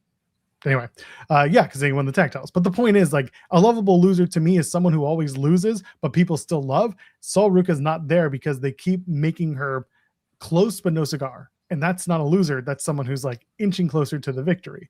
So I'm willing to wait. That's not how I would have booked Sol Ruka, but you know, I don't have the pen, but hey, I just think that everybody else is getting a good start to their main roster career, and kind of Sol Ruka is getting the short end of the stick, when I feel like she has as much skills, or should be having more success to start things off. And if you can't book her in a matchup that she could win, then don't book her in the matchup. Just have her, do the segment. It's like you did last week with Becky Lynch, but unfortunately that featured a botch of her finish. Yeah, I wonder. I would just make it, if it was up to me, I would make what happened with the Soul Snatcher into a story, because she didn't hit it the first time. She did not hit it last night, and whether that was planned or not, if it plays into a story longer term, I would be fine with it. It doesn't have to be like a full year of her not being able to do the move, because we've seen the move thousands of times by now. It's you can play her into it where she's got that anxiety. She's just not able to do it, and then eventually she does, and she goes on a tear, and she finds her confidence, and now she's back. And then maybe someone stands up to her and is like, your confidence is shot. Maybe it's Zarya making her main roster debut. I don't know how close they're going to make those two once Zarya comes up, but I don't know. I don't see it as a bad thing for Sol. I think this is silly because nobody watches main event, myself included. But if you tell me that she's getting wins on main events, I can at least go with that. They barely ever reference any of I that. know On that's the event, I so. get it. I understand. But she had a solid matchup with Io Sky. They worked well with each other. It's just the unfortunate is that this crowd just wasn't into the matchup. That's the only kind of big issue that happened in the matchup. But the work was solid between them. Io getting the victory makes some sense. It feels like they're building Io up to either get back into the women's world title scene or to get a shot at Becky Lynch again for the Intercontinental Championship. I would probably do her getting an opportunity at the Women's World Championship because it feels like Stephanie Vicare's injury has kind of just put them in a state where Liv's now just going to be inserted into whatever the Judgment Day Raquel and Roxanne's going to do for a while, when she should have some type of direction coming out of the big win at WrestleMania. So I'm hoping that Io can get into there. And we also got Io and Asuka saying goodbye to one another, and Asuka officially giving the passing of the torch to Io. I'm of two minds about this segment, so I want to know what Joel thinks. I'm of two minds of the segment where it was like, oh, this is nice. This feels like a touching moment between real life friends, real life senpai and protege type of thing. And she's giving her kind of like the pat on the back, officially giving her the torch so she can take her place, take her position in the company. And then my other side of the mind is, oh, this felt like a here nigga damn segment. So for those who were watching yesterday, when Jeremy and I were talking about what's next for Asuka, and we discovered PW Insider and said at that point that she was in Nashville or Knoxville for the show, I was like, oh, they're just going to do a segment where she passes the torch, and it's a see you later, bye segment. And Jeremy was like, well, why would they do that? I said, because WWE likes to hit you over the head with that stuff. It's one thing, and they try. What they did at Backlash wasn't enough because people were so confused over what this was for Asuka. Was it goodbye? Was it she's leaving? Was it retirement? And then as the news kind of came out that no, it seems like it's not a retirement, then she's going to go back to Japan and deal with stuff, but WWE still loves her, and it doesn't seem like she's going anywhere away from WWE, but she's going to take a break. It just felt like this was a babyface turn, and we're going to see her down the road. And that's exactly the way that they played it out. They gave you the finality of Asuka passing the torch to her mentor. And she said exactly what I said she was going to say. You know, I was the teacher, but you are the teacher now. And I was like, well, that's exactly what they did. And then she walked out, and Io was like, so I'm the teacher now, huh? Too bad there are no other Japanese women for me to mentor on this damn roster. Julia can come over and be here next. Yeah. Well, Julia can come over. Who cares? Jacob Fatu is a SmackDown wrestler. Gunther's a Raw wrestler, and they're on opposite brands. But they flipped them recently because of this whole story. So like you got to find a reason to move Julia over. Rhea went to from Raw to SmackDown. So why can't they? Yeah, why can't they get Julia? There you go. Well, no, wasn't the whole thing Julia? No, you're right. Yeah, either way. Regardless, my point is they were going to hit you over the head with it because they wanted you to know we love Asuka, and you should love Asuka too. And that's what they did. And she was passing the torch because Io is the most like close to Asuka character that they've got just by virtue of them being them training under each other. There's a history there. Obviously, they're both Japanese. They both have a certain style that is reminiscent of each other. Like it made sense. And for that, it was, you know, making the most out of what came from Kyrie leaving and from the match at Backlash, which was great. But everyone was just so confused that Asuka had this like sudden baby face turn where she hugs and kisses her student, and she's just like, and Io, by the way, at the moment was just like, what the fuck am I supposed to do here? She was very confused as like, why is this woman hugging and kissing me? And then obviously at the end of it, it turned out on Monday that it was just Asuka being like, congratulations, you did the thing that I needed you to do, and now I can leave. I can walk into the ocean peacefully, never to be seen again. So do you think we'll see Asuka again in WWE? Because I felt like this segment, while not like setting up, like giving you like confirmation of, oh yeah, she'll definitely be back, of doing like an actual angle to write her off, this kind of left the door open that she can show back up at some point. Yeah, I fully expect her back. If WWE is as high speaking and consider her such the asset that they say that they do, then I don't see a reason for them not to have her back. If she's still in her contract and things are still moving, I don't see a reason why not to. When Jeremy and I were talking about this, even before Backlash, people were just like, "What? You know, if Io and Asuka leave," someone said in our chat, "If Io and Asuka leave, then Triple H has an even bigger problem." And the first thing we said was, like, "Io, fine, I understand that it's Triple H's girl, blah blah blah." Asuka is at an age and as just has been in the business for so long that if she left WWE, it would not be as big of a problem as they would like to think it would be. She could retire and do. She's perfectly fine. You see what she wears. If you watch her YouTube channel, I've talked about this. She was building a gaming room using like the most lavish, ridiculous shit. Like, this woman is living her best life. She is fine. She is going to be okay if she walked away from public life. But I do expect her to be back. I don't think that her wrestling days are done. She is in incredible shape, working incredibly well, and she should be able to dictate when her career is over. But if she wanted to get in the ring, in 6 months, I would not say no to that idea. There are other women who have come back, and men too, who have come back to wrestling after long breaks and have not been as strong. I think she is one who will continue to prove that she is well worth her weight in gold when it comes to her performance. Yeah, I think that there's an argument that Asuka is the most successful Japanese wrestler in WWE history. 100%.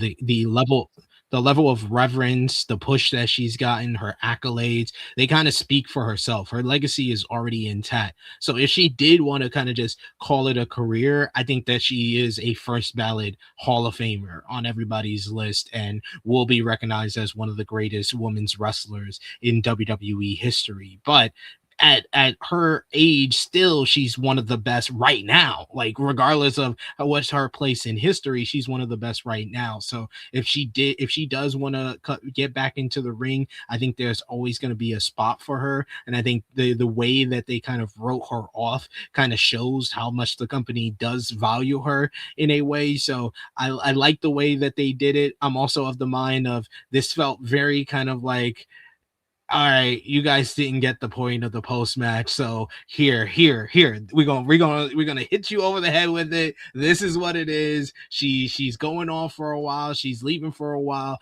and Io is taking her spot. This is a passing of the torch moment. So I was of two minds of the segment, but I am more kind of at peace where we're at with Asuka and the time that whatever she needs to do, whatever the personal reason is why she has to go back to Japan, give her as much time as possible and know that the door is still open for her to come back in, rolling her suitcase behind her. The Asuka thing with what happened at Backlash was very funny, especially when you consider that WWE loves high drama, big moments, big emotions. And what she did at Backlash was she ate a pin and then immediately got up and hugged her friend. And that's what the problem was. That's for WWE. They're just like, wait a minute. She just got up and did a thing. What's going on here? It's not like Brock taking off his boots in the middle of the ring. They can talk about that for years and years because it's a moment. With Asuka, it's just like, wait a minute, what did she do? This was a thing. This was a contrived moment. Like you said, it was a here damn, but it was in service of whatever they didn't get to do at Backlash properly. Yeah. And another reason why they couldn't do it at Backlash properly is because there was no Kyrie as well. I think that if there was Kyrie involved, you would have more of kind of like either an Asuka coming to Jesus moment or Kyrie turning on her and then her going off and stuff like that. But those are things that she can't control. But man, Asuka, and it's quite something because this is a company that has traditionally and historically not treated Japanese talent the best. Like, there are the days of like Hakushi and all the debate of how Shinsuke Nakamura's 10-year run in the company has gone. There's various stars. Io Sky is definitely on her way to kind of match matching what Asuka has contributed, but Asuka from day one, she's left us with so many different memories, moments, and matches, from her undefeated streak in NXT into the main roster, the NXT Women's Championship run, the matchup with Charlotte at WrestleMania 18, winning the first ever Women's Royal Rumble match, winning that crazy, ridiculous Money in the Bank ladder match in 2020 in the WWE headquarters, the multiple reigns as WWE Raw and SmackDown Women's Champion, WWE Women's Champion with the new title that was introduced. So many great matches with the likes of like Ember Moon in NXT and Nikki Cross, the matches with Charlotte, Bayley, Sasha, and Becky, and just being kind of a mainstay. And I'm just talking about just WWE history, because I think her impact in Japan is even better than that, because her whole Kana's Mephisto has really come to fruition, where these companies are owned by bigger conglomerates and not use the Joshi stars in the way that they were used when she was first coming up. And she can go anywhere in the world, especially in Japan, and she's left a huge impact in Japan and in the Joshi world. Like what she was able to achieve there is not even kind of able to be quantified, because how it was when she was first leaving in 2015 to how it is now, a lot of that is due to her work, not only in Japan, but what she's been able to accomplish in the United States. Yep, this was something that I mentioned yesterday as well, and I'm glad that you mentioned it too, because it cannot be understated. Asuka or Kana's legacy in this game, because it's been absolutely, it's funny that after so long and all the things she's done, so many people are still like, well, she was never booked right. Well, those accolades, and I'll give you one more. She won the women's tag titles in WWE with 3 different partners. Yep. No one else has done that. Stuff like that, like it shows not just the longevity, but also just the under the radar presentation almost of Asuka. But in the moment, you knew that this was something. And yeah, she is not gone. That's the best part, is that, like I said, if she's taking a break and she's gone to handle things back home, then wish her well, and hopefully she's back as soon as she's ready. But she's not someone that I expect to just walk away and never be seen again. She will get her flowers when she decides that this is it forever. Like when she wants to be done, they will bring her to WWE and do a full-on goodbye proper. Or they'll go to Japan and do a full-on goodbye proper. I don't know what the expectation would be from her, but they'll do it, because they really do. I do think they really do value her. Yeah. Vlogs. Hell yeah. I just said it with regards to like WWE history, but she might be like the most successful Japanese wrestler in US pro wrestling history. Like it's her, it's Antonio Inoki, and it's the Great Muta. That's the conversation. Those are the 3. It's pretty wild. You can, like the fact that she's in the conversation with Antonio Inoki and the Great Muta, that just says it all. Yep. You're not even putting Okada in there, because while he's doing well in AEW, it's a different presentation, and he's having a great time. That's the best part. And that just started like 2 years ago. Yeah. Like, and you can, if you want to include him coming over from a Ring of Honor and stuff like that, he can be in like the top 5 conversation. But the 3 best are definitely Antonio Inoki, the Great Muta, and Asuka. Nakamura, no, he can't be in that conversation, because dudes, Antonio Inoki, he could have, but he can't now. Antonio Inoki is a former WWE champion. I don't care if they want to recognize it or not. He's a former WWE champion. The Great Muta was in rivalries with Ric Flair and Sting in the late 80s into the early 90s. He was a part of the NWO, and that translated into what he was able to do in Japan. Nakamura had an iconic run in Japan, and he's come over to the US, and he's been a very reliable mid-card wrestler in WWE. That is not the same as what Asuka, Antonio Inoki, and the Great Muta have done. He should have been in the conversation, but he's unfortunately not. And then there's that young upstart Yokozuna, right? Super Japanese wrestling star Yokozuna. The Anoa'i family once again finds their way into the conversation. Gotta do it. Do it. We did it. They're always part of it. Anyway. I had to pause myself. That one was so stupid. Was there anything else from Raw that we need to talk about? I don't think there really was anything. And I don't. Was that awful women's tag segment with Paige and Brie. That could be the Judgment Day. That could be a match at Saturday night's main event. No, it's a match next week. Oh, that's right. Next week. Yeah. Next week. My favorite part of the whole segment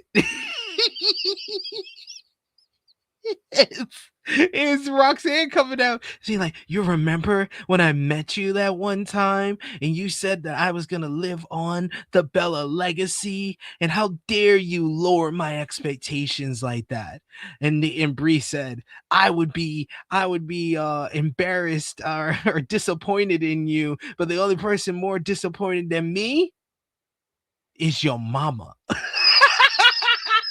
Your mom? What, famous wrestler Roxanne Perez's mom? I died. It was the delivery. Your mom. Mama. Sure. Why not? I died. I fell out. I was like, yo. Insane. This segment sucked. It was not good. Not good. And then you got just the Judgment's Day. Just not a whatever, man. Just not a good look right now. But they'll do the match next week, and I'm sure Paige will win with she'll do the rampage on Roxanne, and that'll be that. Hey, Roxanne, I know Roxanne's gonna be happy. She's in the ring with two people that influenced her. And then she'll put out Instagram stories, and on kayfabe will be dead. Speaking of dead, Obafemi decided to basically murk the Humberto's Garza. Los Garza showed up to get an opportunity, and they didn't want to get that opportunity. They got one. They came to them and threw him in the ring, and it beat their ass. The Obafemi Open Challenge has already overstayed its welcome. I was fine with the Otis match. I was fine. I was like, I said it on the Raw post show that I did a couple of weeks ago when Oba opened up the idea of the Open Challenge. I'm like, you know what? He set it up perfectly. He said, I will be the championship while all these other champions have been claimed for the next pay-per-view cycle. You come at me, I'm the champion you need to beat. And I'm like, great. If somebody beats Obafemi, they get to wear him around his waist like a champion. That's fine. But the point, we did this already with the Kenny Omega Championship on this show. But the point of all this being, that lasted 1 week because Otis came out. They did a great match, big Haas match. And then this week, it's like, challenge closed. No one wants to face you. It's like, oh. She's like, that escalated quickly. Like, what are we doing? I'm so glad we started it. So instead, he comes out and gets the Humberto's Garza, beats them both up, and toss one over the other, which was a great visual. Great visual there. And yeah, he beat them in less than a minute. And then Los Garza went on social media and started teasing that they're leaving the company. I think they're just going to show back up in AAA, but that's just me.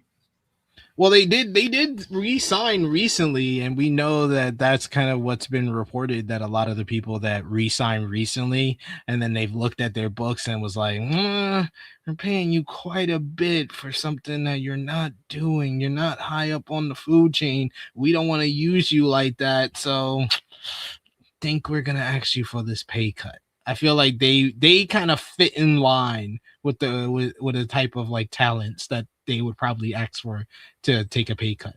I'm not gonna speculate. I understand that feeling. I just someone in the chat saying they do this every month. They've done it a few times. Yeah, they have. They have.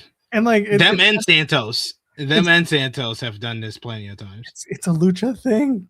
A lot of Mexican wrestlers do this shit where it's like their way to get attention is to just go on socials and be like, let's drum up some chatter and maybe someone will like us again.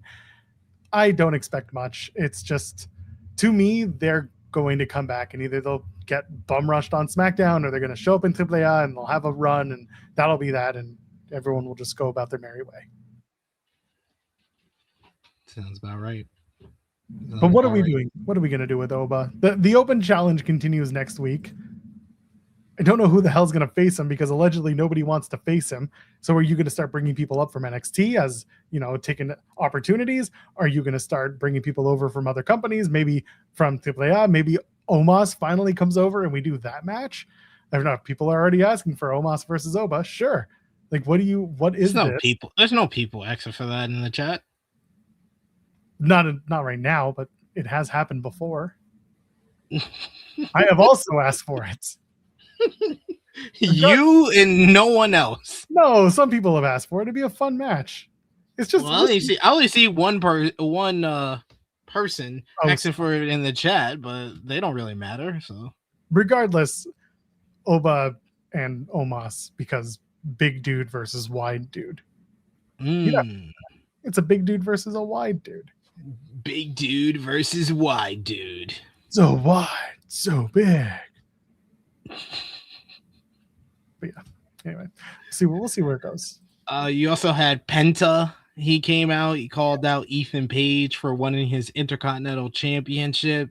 Page came out and says that he's going to win the Intercontinental Championship because it's always been a symbol of excellence, and he deserves that along with all the other legends that have held that title. And this brought out Rusev, who was pissed off that Ethan was getting the shot after they won the tag team matchup, and then they were interrupted after Ethan said to Rusev that he suggested the same thing. He said he thinks Rusev should get a shot as well, but he was talking to Adam Pearce, and then Javon Evans came in saying that, oh, Rusev can't even beat me, and that brought out Javon, who was like, yo, no,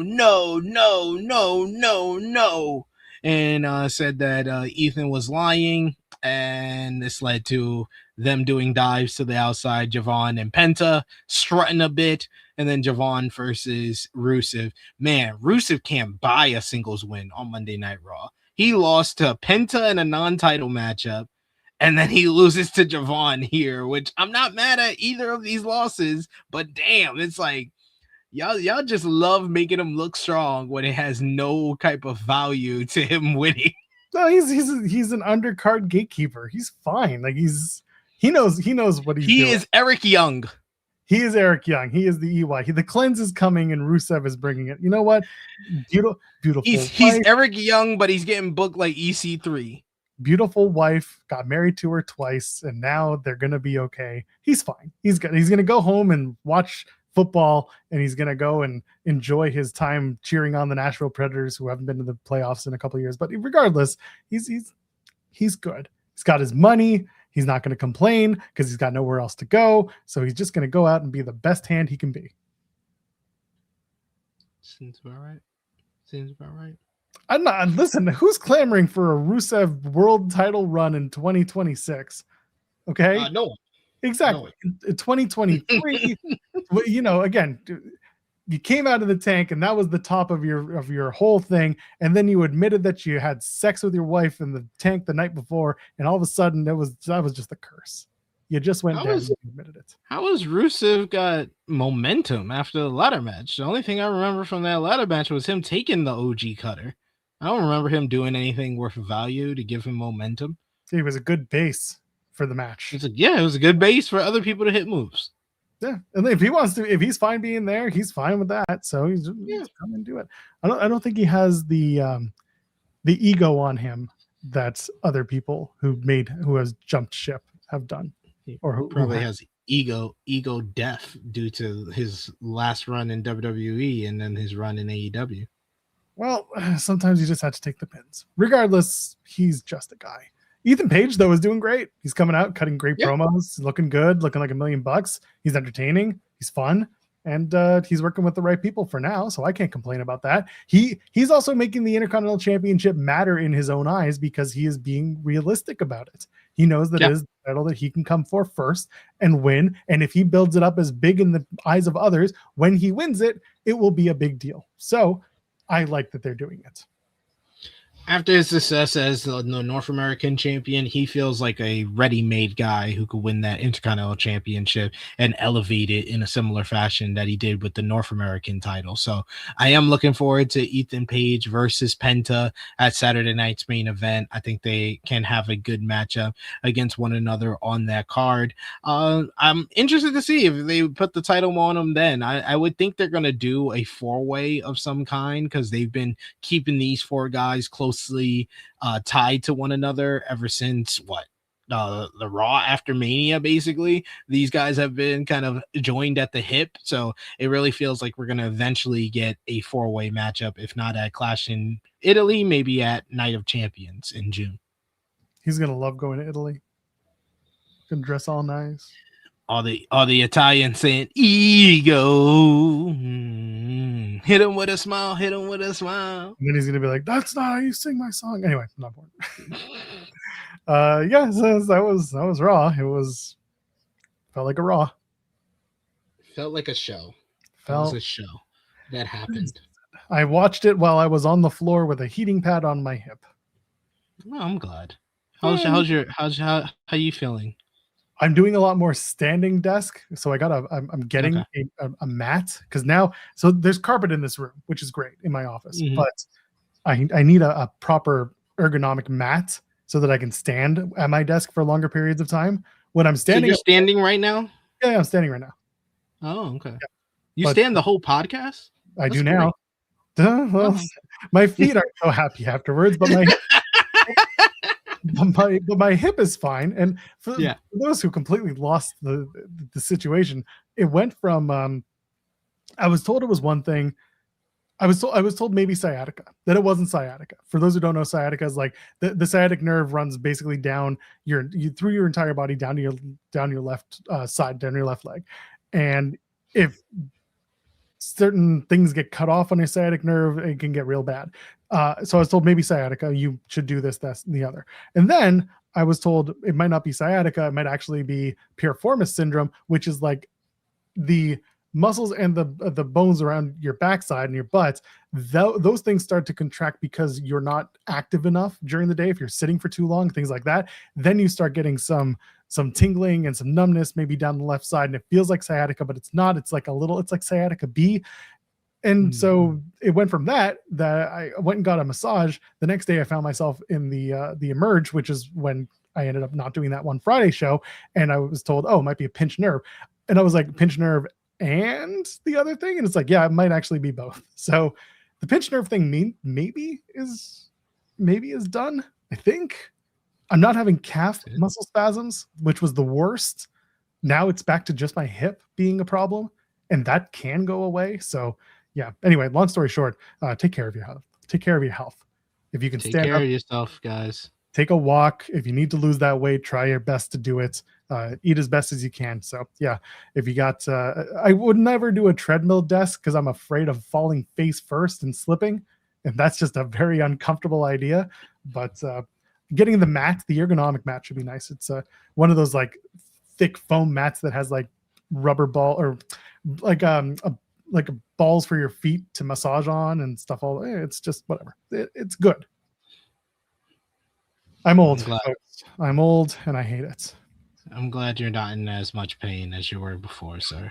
Dude, that's all that matters. It's the worst. Also, get a heating pad. Those are nice to have.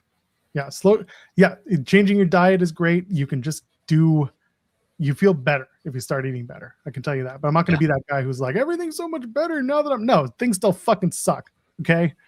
Don't get me wrong. I like that I'm eating better, but I'm not sitting here being like, oh man, when I was eating pizza, I was miserable. No, I enjoyed pizza.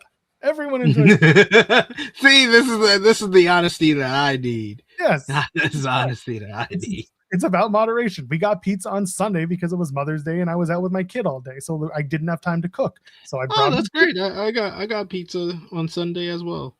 We went out and we got Domino's. And we had a picnic at a bus stop. At a bus stop. You sure you're not back in New York?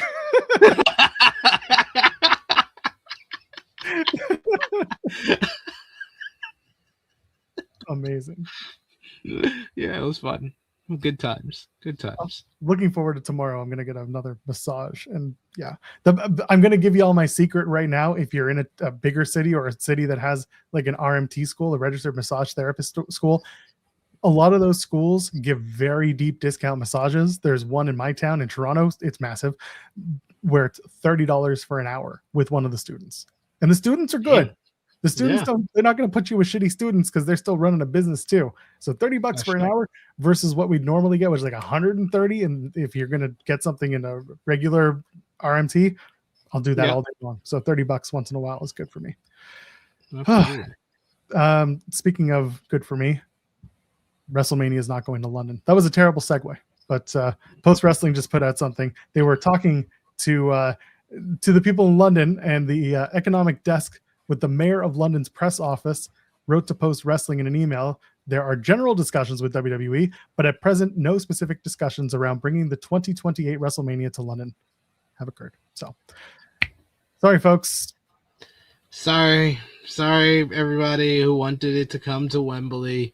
So I'm very interested. I fear that because literally every time WWE hypes something up, whether internally or externally, it never lives up to it. I think that some people were fine with the John Cena announcement, but as far as it being a history making announcement, it definitely wasn't that. So it was below expectations, but also higher than expectations. It was better than what I thought it would be, but still not good. That's how I would describe that one. And Nick Khan saying, "Oh, you guys are going to love this." And of course, he's talking to the shareholders and people that work within TKO. So maybe they'll be excited for anything really for the 2028 WrestleMania. But in London, or even we've been hearing the rumors about Ireland, those feel like those are interesting. But yeah, if it's not going to London, I don't think it's going to Ireland. So it going to Nashville or Indianapolis or I don't know, whatever, New Orleans at this point. New Orleans might just be it to get the people excited. See, we said we were coming. See, we came. We're just 2 years late. In a few years back to Phoenix because they just signed that deal TKO did with the Arizona Sports and Entertainment, whatever. The stuff with Ireland was funny. We talked about it on the show. Fightful Select had a report that it's basically maybe someday we have some money and we could do it. We could totally do it. We just we need to make the economic plan so that people want to come to Ireland as a sports town, and then they're totally going to want to come to do WrestleMania, right? That's how it works, right? We're going to give them the money, and it's just all right, we get it. You're not doing anything. We get it. Same thing with London, but London. London, and you can speak to this better than I can because you're in that vicinity. London doesn't need to pay to get WrestleMania because there's enough going on in London at all times. They're why should they have to pay to bring in the wrestling show, especially when another wrestling show comes in and does Wembley? And listen, you can argue how many people buy tickets all day long, but it's not such a big deal that WrestleMania needs to, be a $6 million spend or plus in London just to go over across the pond.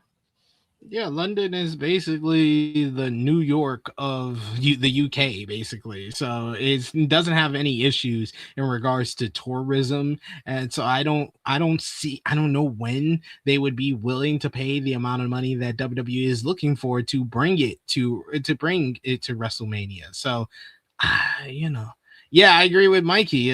London wants to get paid to do WrestleMania more than paying WWE to do WrestleMania in London. It's wild. And someone in the chat asking what's the biggest stadium in Canada. It's not Rogers Place. It's not Rogers Center in Toronto. You can get 65,000, I guess, in there. But I think Commonwealth Stadium in Edmonton. But it's a big open air stadium. So I don't think Edmonton's going to be hosting a WrestleMania anytime soon in April, even a SummerSlam, because it's not going to be it. Rogers Center is probably the best in terms of having an actual roof overhead. You can run BC Place, but people aren't coming to BC. People aren't going to Vancouver for the show. They're more likely to go to Toronto because there's just more to do. Toronto is the biggest city, the most whatever. Yeah. Could see that. But with London, they would rather get paid to do Mania than they would bring it in. It's no reason for it. Vancouver, I did Vancouver for Dynasty and it was lovely. I had a really good time. I spent very little time there, but from my recollection of Vancouver, it was as beautiful as I remember. I really enjoyed it. The venue's nice and the show was great, obviously. But other than that, Mania being there wouldn't really do a lot. I am interested to see what AEW is going to do for Double or Nothing. They got to get on the money on this week's Dynamite in regards to announcing matches. They did a good job of adding stuff and confirming the lineup for Stadium Stampede on Fairway to Hell, which was probably the best show of the weekend, honestly. Fairway to Hell I thought was better than Backlash because it was short. It was 1 hour. You had one good matchup to start off the show, a couple of squashes. You had some promos to set up different things, which I know it's come out that Okada has business to take care of or family stuff to take care of in Japan.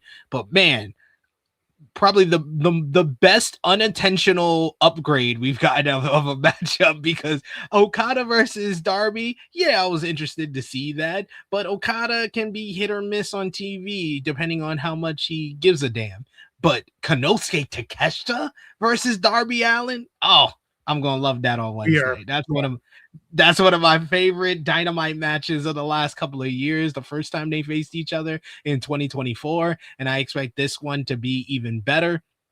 And then the Stadium Stampede I was questioning, and you can go back to the last Thursday show, the whole decision to make it Jericho and Ricochet, the rivalry for Stadium Stampede. But the fact that you're throwing in potentially maybe Mark Davis and someone else from the Don Callis family, along with the Elite, Jack Perry, the Young Bucks, and Kenny Omega into that makes it better. That makes it a little bit better. And I think, and it plays off of the first ever Stadium Stampede that was Inner Circle versus the Elite as well. So I like that they have added those additions to the matchup. And I also like the 4-way for the women's world championship with Sheeta, Statlander, Jamie Hayter, and Tekla. So chat and Jeremy and I were talking yesterday and trying to figure it out. Is Stadium Stampede, or as I like to call it, Anarchy in the Arena, because it's the same fucking match. It's the same thing. It just depends if they're in an arena or if they're in a stadium. Double or Nothing is in a stadium.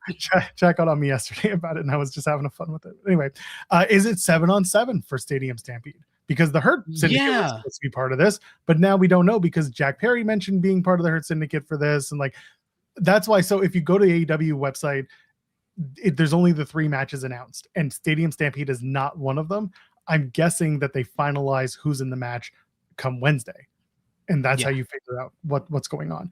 And because you have the whole relationship, because I figured that as well with Ricochet, because I said that, I think I said that on AE Ramble, where I was like, Ricochet has this whole built-in relationship with the Don Callis family, so it's easy for him to grab some members from there. So you can make it 7-on-7 because Jack did say you need 2 more spots, but I'm giving you 4. It's going to be me, the Young Bucks, and Kenny Omega. So I think it is Jericho, the Hurt Syndicate, and the Elite versus the Demand and the Don Callis family, which, hey, it's going to be absolute madness. It's going to be crazy. It's going to be insane. It's going to live up to the Stadium Stampede mantra, and you have enough people that can hide for the weaknesses of someone like a Chris Jericho or the Hurt Syndicate involved in this matchup. So throw in Andrade, throw in Hechicero, throw in a Lance Archer. Hey, we will have some fun with this. It should be a blast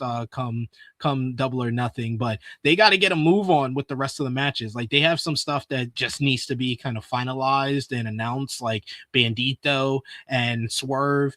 But they really need to kind of get straight the Okada and Takeshita, because you're literally going to be left with like one show to build that match up, which you haven't done a good job of building it up so far. And now you're not going to have Okada on this week's show because he's taking care of business in Japan. So that means you only have the go home show to really kind of push that as one of the big matches for the show. So we'll see what happens. Of course, they're going to also make official MJF and Darby hair versus title as well on Wednesday. You can also listen, Okada could be back in time for Wednesday and they play it off, or that he came back before Wednesday and whatever he was dealing with is fine, and he comes back and costs Takeshita the title. Like, there's always that. So I don't know what to expect, but I agree with you. You don't have much time to set this up. But this is also part of the AEW, the TK playbook, where with 2 weeks left, you're going to start getting match announcements, and you'll get to your 9 to 15 matches. That's just what they do. The 4-way, I know you said you're a fan of it. It really feels like they've done nothing with the women's division since losing Toni Storm. And Yes. the pivot out of it has been, we don't want to do a one-on-one match. We don't want to do the rematch with Hayter and Tekla because there's no reason to. I would have done Shida and Tekla. I think that would have been fun. And then have Shida get beaten by Tekla. Maybe continue the rest of the story with Statlander. But the 4-way just felt weird. It just felt like we're doing it because they're really good and you're gonna have a good match. But otherwise, like, they should have had some foresight, because it did feel like a last minute decision, but they should have had some foresight and been like, hey, or just even on commentary, it could have just been a mention like, oh yeah, so whoever wins comes out of this tag team matchup will be in line for a title opportunity. Might not be in the tag team title division because Shida and Statlander just lost last week. It might be in the world title division. And then Jamie Hayter versus Sky Blue, you could have been like, yeah, if Hayter wins this, she'll be right back into title contention herself. And then you have more of a kind of semblance of, oh, okay, that's why we're making it the 4-way. The reason I said I like the decision to do that, because I was expecting them to just run back Hayter and Tekla.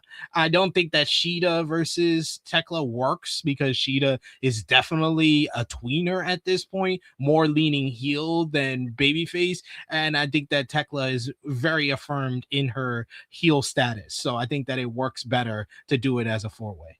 I think she's a heel, but the audience is not ready to give her the full heel treatment. Oh no, the audience does. It's just us fans online that love a Tekla. In the building, she gets booed because she knows she does a great way where she knows she's entertaining when she talks, but in the matchups, she's working as a heel. And yeah. And again, we talked about it yesterday, the Persephone being the original, pitched challenger, and then she got hurt. But again, that was a month ago, and you could have pivoted much earlier than that. So yeah, I agree.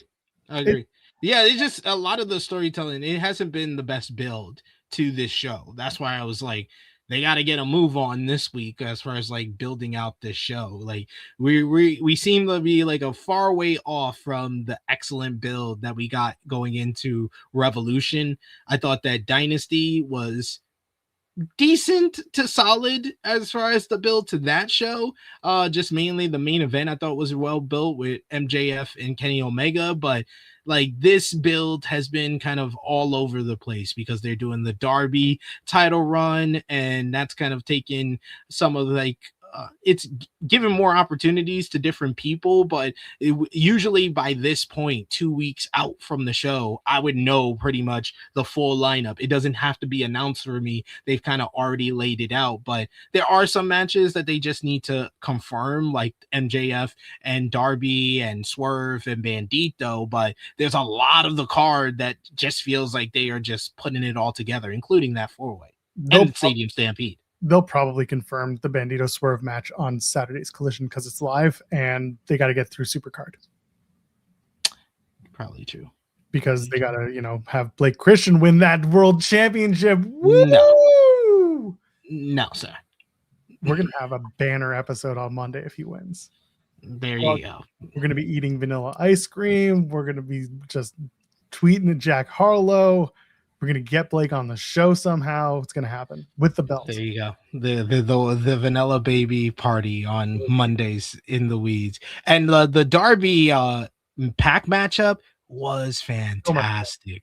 Oh man, I love that matchup. That was the best match from Saturday. I'm sorry, Backlash. I loved Roman and Fatu, but that matchup was better. This was just, it was wild. It was crazy. It was great use of the setting as well. And just Darby Allin, he just always knows how to leave you with a moment. And him getting thrown off the balcony into the stack tables, that's a moment that I'm going to remember. And I'm also going to remember him just popping up after selling for a while, popping up and just pulling a straight up stinger moment and reversing the cheating by Pac, low blowing him and picking up the victory.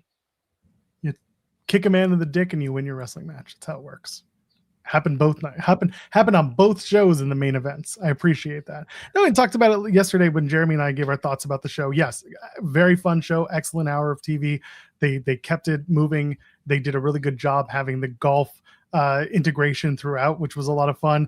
Even the cameramen being in golf attire was hilarious and completely unnecessary, but it was fun for the bit. Like, it was a loose show, and for that, like, it's not a bad thing. Didn't need to hear the truck the whole night, but I like hearing the truck. So man, that was annoying as hell. I was like, what is going on? For you, it was annoying. For me, it was just like, I hear all the time cues. This rules. I get to be in the truck with them. But like, I get it. It was just like, Tony, I'm not talking to you anymore. Like, oh, you're fine. But no, the show was great. The main event was great. One thing that I really appreciated, and I said it yesterday, I'll repeat it again, was that when Darby and Pac started the match out of the ring and on the other side of the venue, I was like, good, because the whole night on the other side of the venue, there have been people sitting in that big upper ring who have seen nothing but like looking at a screen or craning their neck. Now the action was coming to them. And I thought that was a good use of the space, because before that they were kind of limited. So little things like that do help through the long term. But it was a great show, great fun hour of TV. You can do a 1 hour wrestling show and have fun. You hear that, TK? Doesn't need to be a 5 hour pay-per-view. It could be fun at 3 hours. Well, we only got the 1 hour show because we got 3 hours on Wednesday. And that was a long ass 3 hours. Yeah, that was a long ass 3 hours. Fairway to Hell was much better than the 3 hour Dynamite and Collision. I'm telling you, man, it could be better. It can be better. Can be done. Speaking of which, what can be done is AEW is also suing Triller TV for almost $5 million in overdue payments. This came from Post Wrestling and WrestleNomics. There was a lawsuit that was filed that there has been unpaid revenue from the pay-per-view sales and proceeds from the now discontinued AEW Plus subscription service. Lawsuit was filed April 29th in Duval County in Florida, and it basically just says, "Hey, give us your money." And here we are. We're waiting on it, but AEW going after Triller, which was kind of expected. So here we are. Triller straight up pulled Paul Heyman in the late 1990s with his employees in ECW. Like, I don't got anything. Look, my pockets. I got the pockets coming out. I got nothing in there. I got nothing but lint. Got nothing for you, man. I don't know what to do. Man. Yeah, that's a mess. Like, Triller, man. Triller, the downfall of Triller it needs to be documented, because it was such a good kind of service to have, especially in the wrestling space, especially during like the pandemic days. But the downfall and everything that has happened with the management and the crossover and the different independent companies that have come off of there as well. So this is just a bigger mess, and it's gonna lead to somebody having to swoop in and take care of this whole thing, because if this goes to court, it's gonna be even messier for the Triller side of things, especially. Orange Cross had put in a bid for Triller, so who knows what that's going to be like. But Brett Lauderdale did kind of pipe in. He had a Twitter thread where he said, let me try and put it into plainer terms, and I'll read some of it. It was Triller TV / Triller TV Plus is basically the artist formerly known as Fight TV, which was owned by Flips Media. It's the wrestling wing of the umbrella / parent company of, and operates mostly independently of the rest of the parent company, which is Triller. Triller TV Fight platform still works great, and it has a sizable monthly subscriber base and accompanying revenue in addition to the standalone pay-per-views. The issue, as noted in the filing, is that while this wing, quote unquote, of the entity operates independently, the revenue it generates still goes into the parent company's purse, and the parent company can do whatever it wants with those funds, redirect it to other projects, for example, even if it means neglecting some or a lot of its commitments to its existing partners. Fight TV was never Triller's main priority. The Triller TikTok-style app was. So while there's revenue coming in and some folks continue to get paid, there's also many that are not, and most aren't being paid in full and are owed significant amounts. And so he gives his idea of what he gathered from the rest of it. And just to give you an idea, the money comes in, but the money doesn't go directly to the partner. It sometimes just goes to other projects and not to the right places. That's a bigger deal. Yeah. That's such a big deal. That means you're not kind of fulfilling your commitments that you signed off with your partners in these partnerships. So Yeah, it needs to be settled in some way, whether it's in court or out of court. But Triller, man, get your stuff together. God damn. We'll see. We should buy Triller. I'm down. The problem is, if we buy Triller, then this will never happen. Oh yeah, that's true. Yeah, that's true. Yeah, we'll never get what we want. Yeah, they need AE Rambo on there. So they do. That would be the place for it to be. You want unbiased, unfiltered? You want unbiased podcast on AEW? Ask me and Jimmy. Me and Jimmy Macaron. I'd pay good money for it. I'd pay good money for it. NXT is tonight. It's going to be in Orlando, as it always is, at the Performance Center. Sean Legacy, Tate Wilder, and EK Prosper take on Afterbirth, Birthrights, the team of Uriah Connors, Lexus King, the fastest man alive, don't tell his girlfriend, and Channing Stacks Lorenzo with former, thank God, TNA Knockouts champion Ariana Grace. I don't have much to say about this. This is a 6-man match. Yeah, I'm interested to see because Birthright hasn't really won a lot of these multi-man matches that I thought they were supposed to. Because they lost the tag team matchup a couple of weeks ago, I am gonna go with Birthright to win tonight. Yeah, I can see that. Bunch of losers on the other side. Noam Dar takes on Jackson Drake. I'm looking forward to that one. Noam Dar is gonna. I think Noam Dar should take Micah Lockwood and bring her over to his side.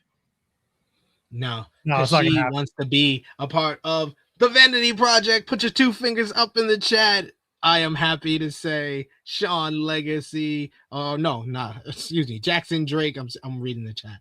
Jackson Drake will pick up the win for the Vanity Project with Micah Lockwood tossing Noam Dar. The Jackson Drake agenda, the Jackson Drake for NXT North American champion agenda has begun.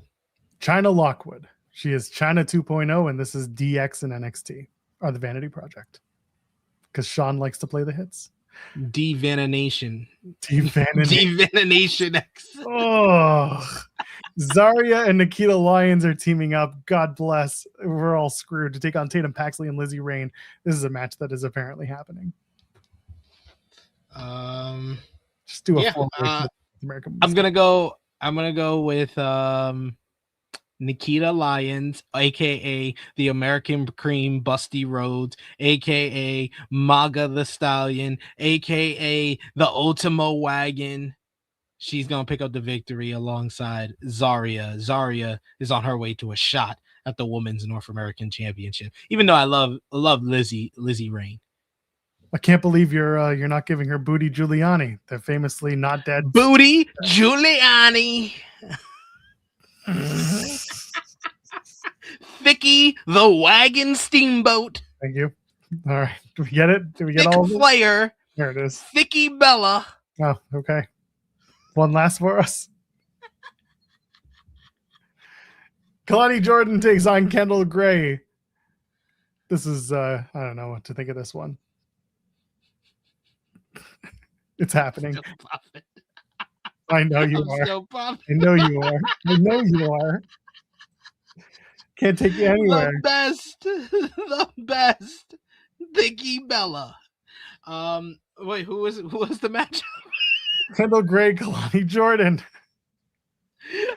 Kendall Gray. I'm gonna go with Kendall Gray. I'm a big Kendall Gray fan. Oh, you're talking. See, this is basically why we need to do NXT previews every week, because these are all my people from Evolve and LFG who are now on this show. I'm going with Kendall Gray, former Evolve Women's Champion.